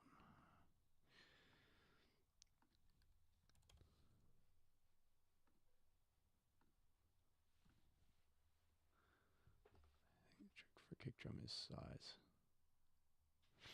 Well, that's the whole thing. Is I want to make it tiny. I want it to be like the size of a backpack, because for one, kick drums are ginormous, and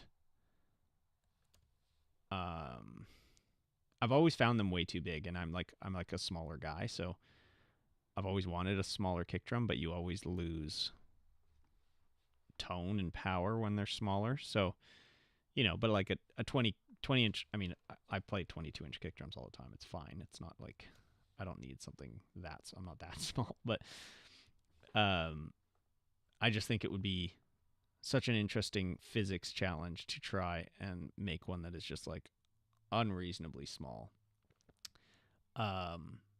And I think I'm going to do it by basically, I'll tell you the idea, and you can tell me what you think. My idea is to essentially make like a tongue.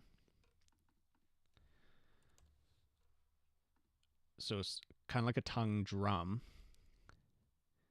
So I'll make sure the tongue resonates at a super low, like 40 hertz rate. And it doesn't need to resonate a lot because a kick drum actually doesn't resonate a lot. Kick drums die pretty quick. And so I can definitely do that with 3D printed material.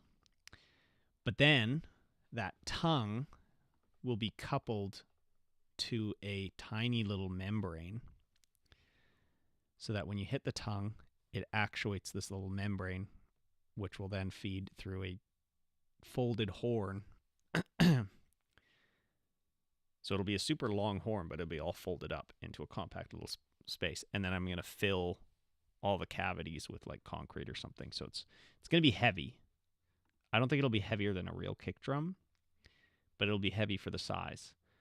And I'm thinking it might not sound like an acoustic kick drum, but it might sound closer to like an 808 kick drum or like an electronic one, which I think would be even cooler.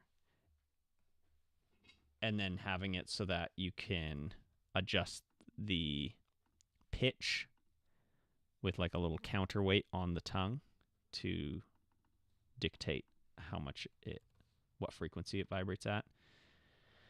And then ideally you can also mess with a bunch of other stuff. So having a tiny little kick drum that's adjustable and tunable, I think would be like actually like so many people would actually want that. It wouldn't just be a gimmick. It would actually be like have benefits over a standard kick drum. And then just having like a tiny little kick drum that you could just groove on and just have in your studio, but it doesn't take up like any space. And obviously like it would have all of the nuance in playing that an acoustic drum would have, because it is technically an acoustic drum. So that's my ultimate plan.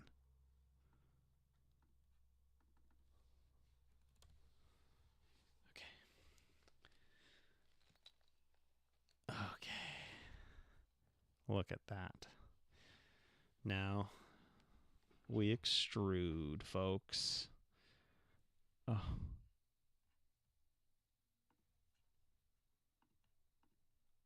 This is just going to be a matter of clicking. There is a way I can like highlight them all and then unclick the main disk, and that seems to work. But I think in this case I would have to unclick all the individual circles as well. So this is just like just as much work, I think. And then also sometimes that way doesn't work and it messes stuff up. So I'm just doing it the old-fashioned way. And it is a little therapeutic, and it's like bubble wrap. I think I've said this before, but I keep coming back to it. It feels like just like a little monotonous task that's kind of satisfying, I guess.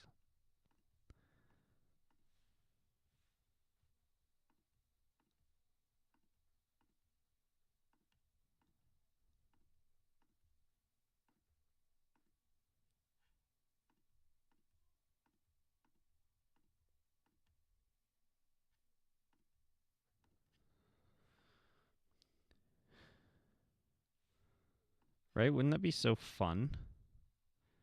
And as a drummer, like I'm constantly like in my truck when I'm sitting down, like probably so annoying, but I'm just constantly tapping away. Because I haven't played a real drum kit in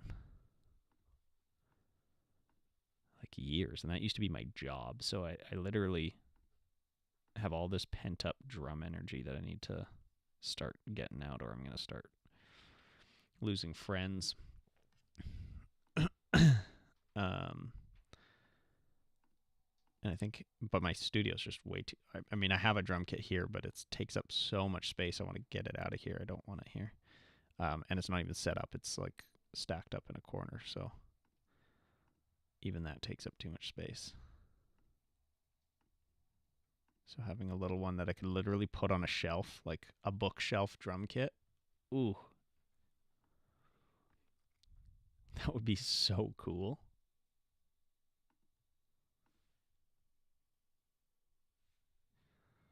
Oh yeah. Oh yeah. And on tour it was like I was actually so lucky cuz I was also a light guy on tour. So my job was to set up and tear down the lights, and then my music director, who's also one of my best friends, would set up all the instruments. So he would set up my drum kit every day. And my lights were so easy to set up, so I was like really lucky. But I mean, I would lug them in though. We would all lug in the instruments every day, and the drum kit was just so big, took up so much space. And like a cajon is like kind of a decent substitute for a drum kit, and like a lot of acoustic bands will do that, but that's not what I want to make. I want to make something that like it's going to be quieter than a regular drum kit, I think.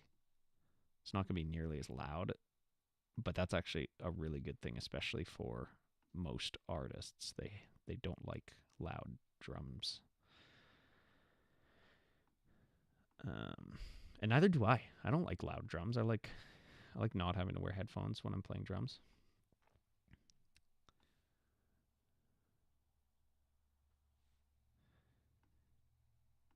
Yeah, hauling stuff is just like I actually kind of like enjoy when I need to move stuff right now. Like I don't really enjoy it, but it's the only physical activity I get most days.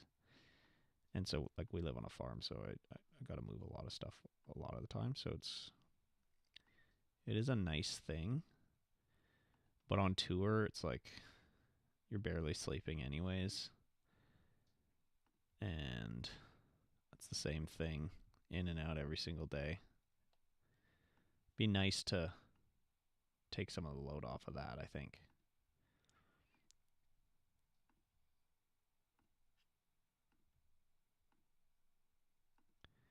And actually the kick drum that I use as my main kick drum, it's a 20-inch, but it has this mount on the top for toms, but I never mounted toms on there. I always just had toms on a separate stand.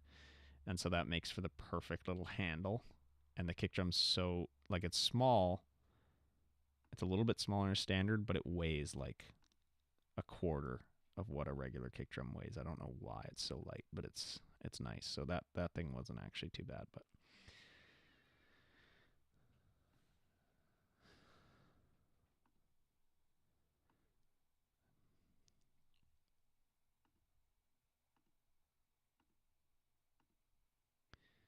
I've had ideas for like a ribbon guitar. So like a guitar that uses like flat ribbons instead of strings. That's it. Like I don't even know why I thought of that. But, you know, just like trying to come up with something totally new. It's hard, but that would be really cool. Okay, water break for a second. Oh god.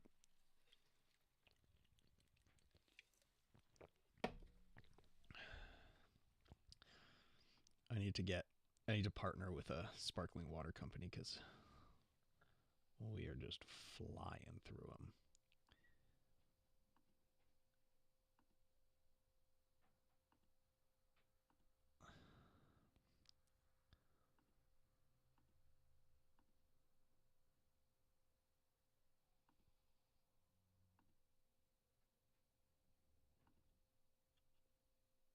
Oh my god. This would be so much better if it wasn't super laggy. The lag is making this not fun. shamanic drum once on some summoner from Nice Horse Skin. Sounds awesome bassy. It's not that big.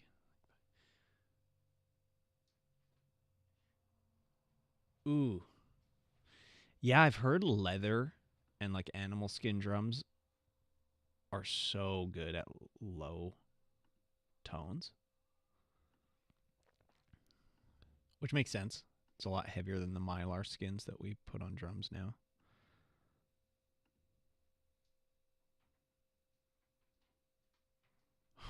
Still so many left. Come on. This is I'm so happy you guys are here because this is like probably the most boring stream ever.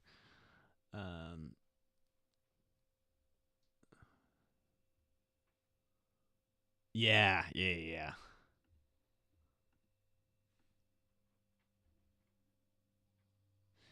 Yeah, for sure. I think there's a reason why drums move to a more synthetic thing. Oh, like I could not touch my drums for years and they'll be fine. And skins are cheap. Relatively. I think a kick drum skin's actually like $75, which is crazy, but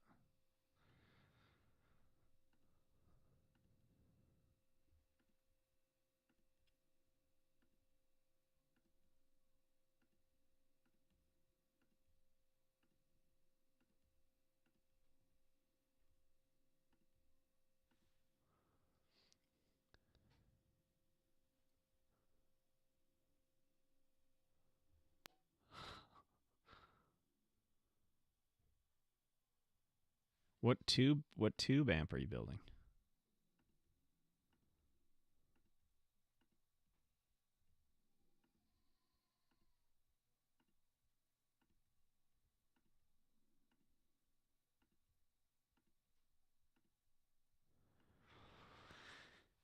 We're so close.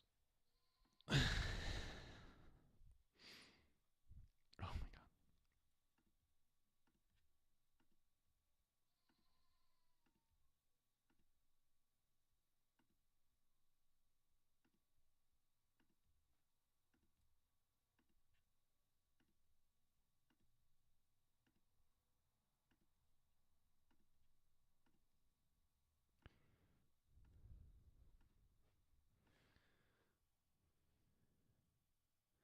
Oh.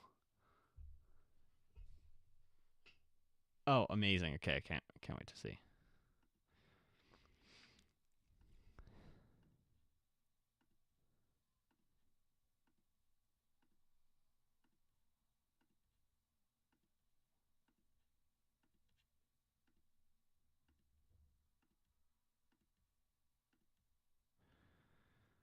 I also still want to record a song with this instrument. I really don't want to spend too much time on this video because the last one was like so much. And I just don't know how each video is going to do, you know? So it's like pretty hard to.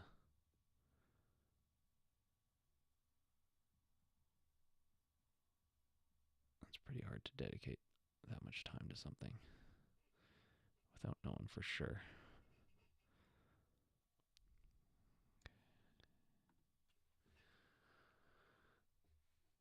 Yeah, DXF would be fine.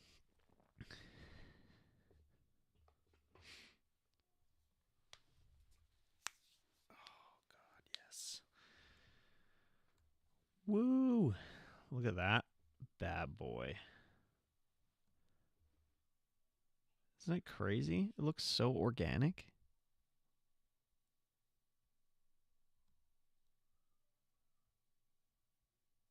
That's so cool. Let's just get this printing.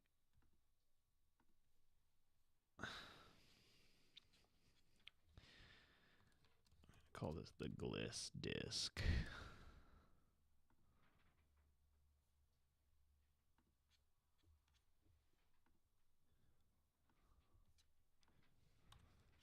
I'm doing all the testing on the. Oh, actually, I'm going to make these thinner. I've been making them way too thick.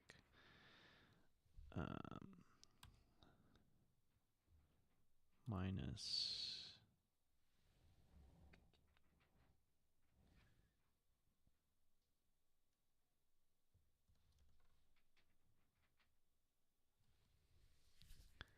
How thick is this?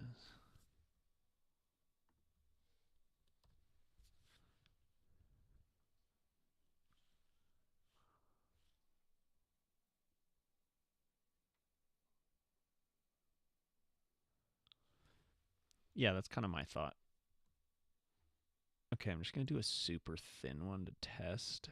I feel like I need some sort of supporting ring on this, though.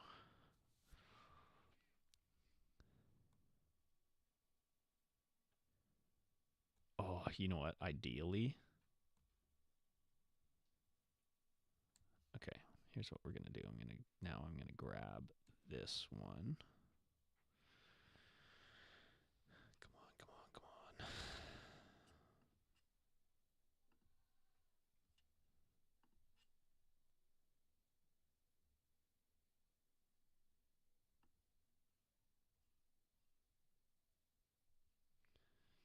Okay, and then I'm going to place this on top.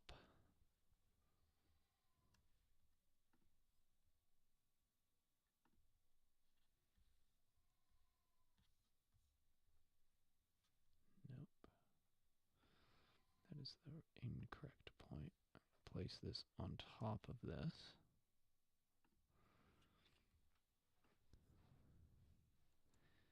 And then I want to sketch on this. I want to see if I can offset. Oh, wait. Ooh. Ooh, can I literally just shell this bad boy? Would a shell work?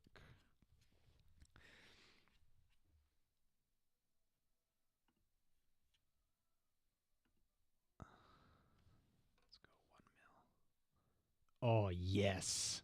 Look at that. Okay. So here's what we're doing, right? We're going to go with that.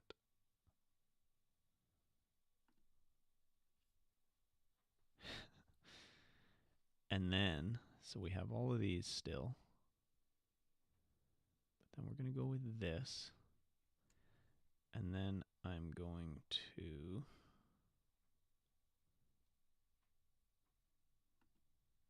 I'm going to hide this body and extrude this back like that. Make sure I'm not cutting into this. Am I? I think I might be. So let's just go -3. Yeah, that's fine.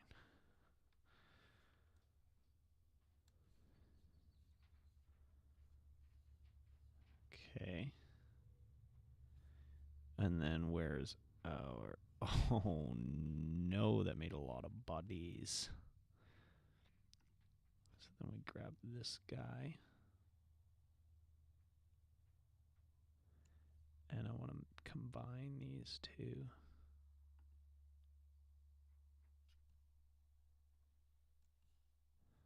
Oh shoot. Is there a way I can select all of those? Okay, I can kind of like paint select these. I don't know why it's being like this.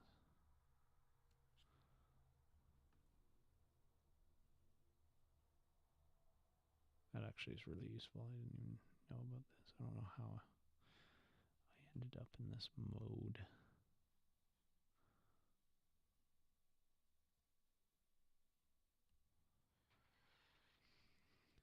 Come on.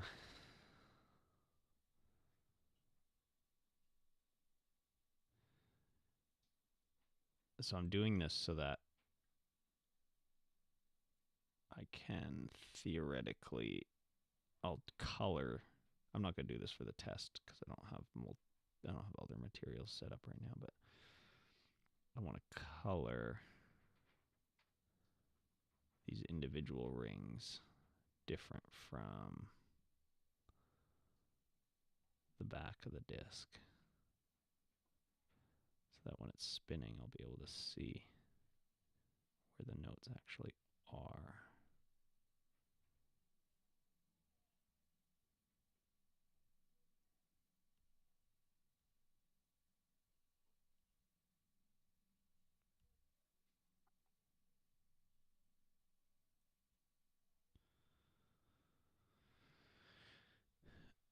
Oh, God.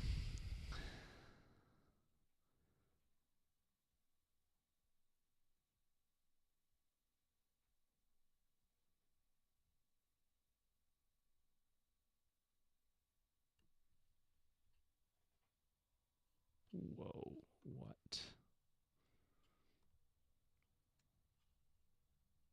Why didn't these get connected?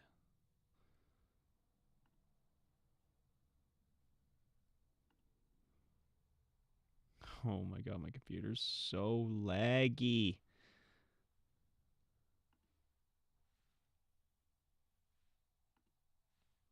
Like pasta machines. Oh, is it going to be able to print this? Even?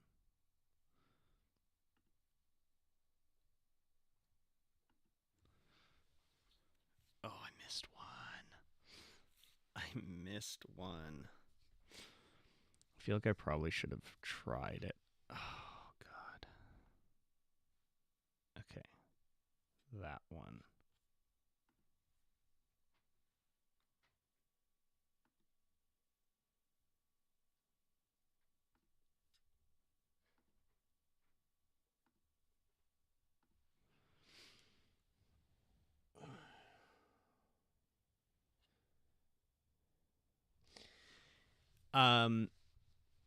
Good question. Would it not be easier to color in the slicer? I've never actually tried coloring anything in the bamboo slicer. I'm doing this project on my Prusa machine, which doesn't have multi-material, so I have to do multicolor by pausing and starting a new print, or pausing and changing the filament.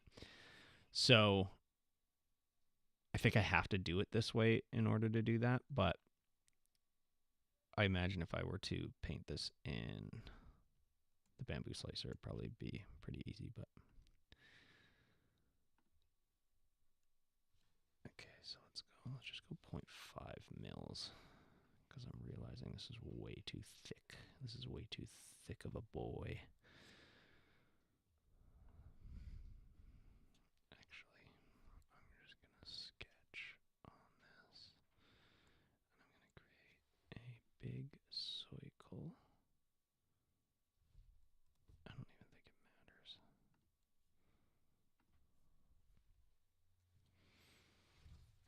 Oh. Come on, come on, come on, come on. Losing my mind here.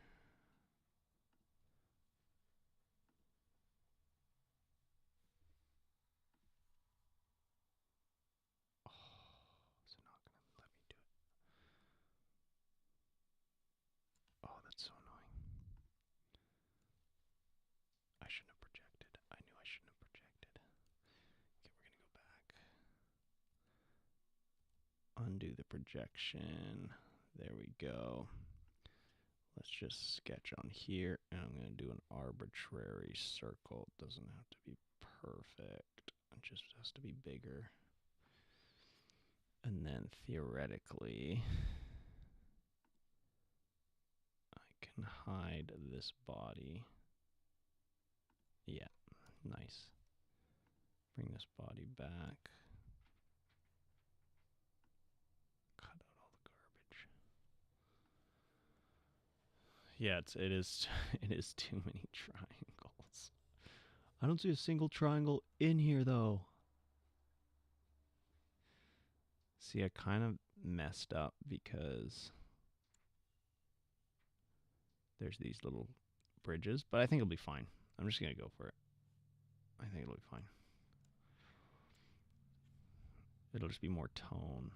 Just more tone. Save. call this? The Gliss disc with 2 S's this time.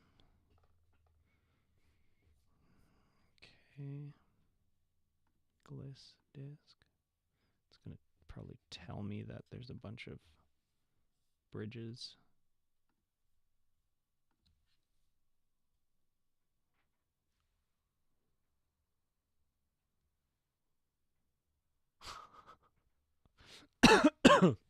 Yeah, maybe.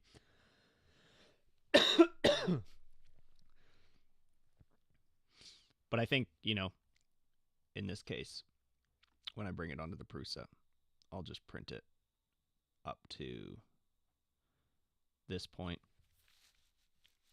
and then I can swap colors and get the rest. I think that'll be cool, and it'll look so crazy because this looks insane to me.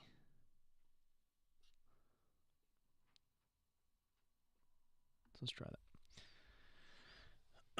that. How long have we been going here? Because, yeah, 2:12. So I think what I'll do is I'm probably just going... Oh, shoot, I shouldn't have done that.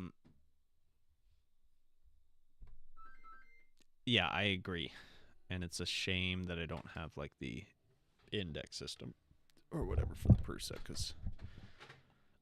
But we can do it manually, and it'll be fine. I think we'll probably call it here. I'm going to design more of these over the weekend. Make Frenches go burr.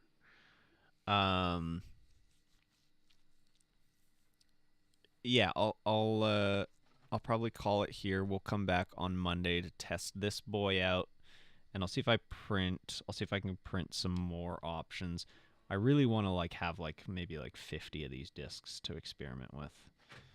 I want to. A lot of these sound just kind of the same, but slightly different. Oh, okay. I'll take a look at this right now.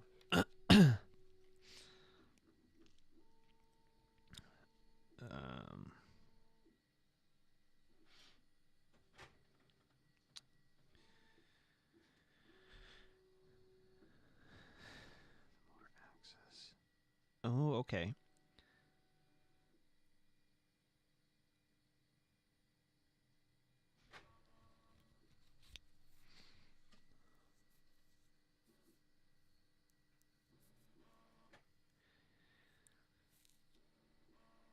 And so it's going to shoot the sound out the little hole on the side. Is that what you're thinking?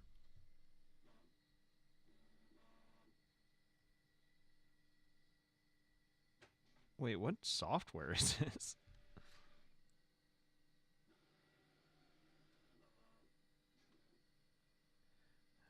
I can't make sense of it because it's all German. I don't know how to speak German or read German.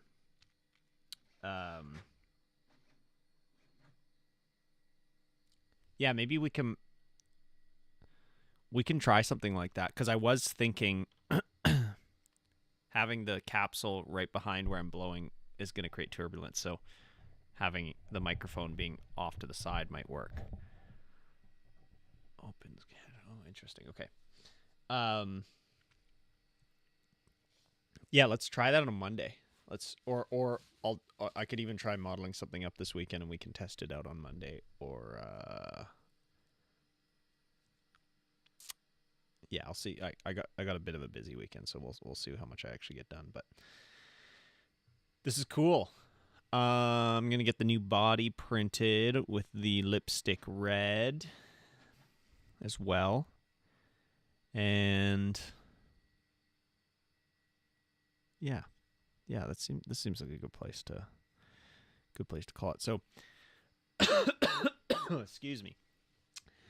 Thanks again, folks, for being on this stream. It means the world to me to get to design with other people. Yeah, in your printed funnel design, it needs a cone inside the big opening to break the turbulences. Yeah. Okay, we'll focus on amplifying the sound, because I think that's going to be a major factor. I can keep playing around with discs off stream because it's starting to get a little bit repetitive. So we'll do that. Thank you again for being here. It's the best. Don't let the goats get. Oh, they have me. They have me. They abuse me, and I let them because I love them. Yeah, great. And we can keep talking over Discord too. Feel free to message me anytime. Really appreciate the company and the ideas. I think this will be a cool one. So I'll see you guys on Monday. And until then, have a great weekend. And I'll see you later.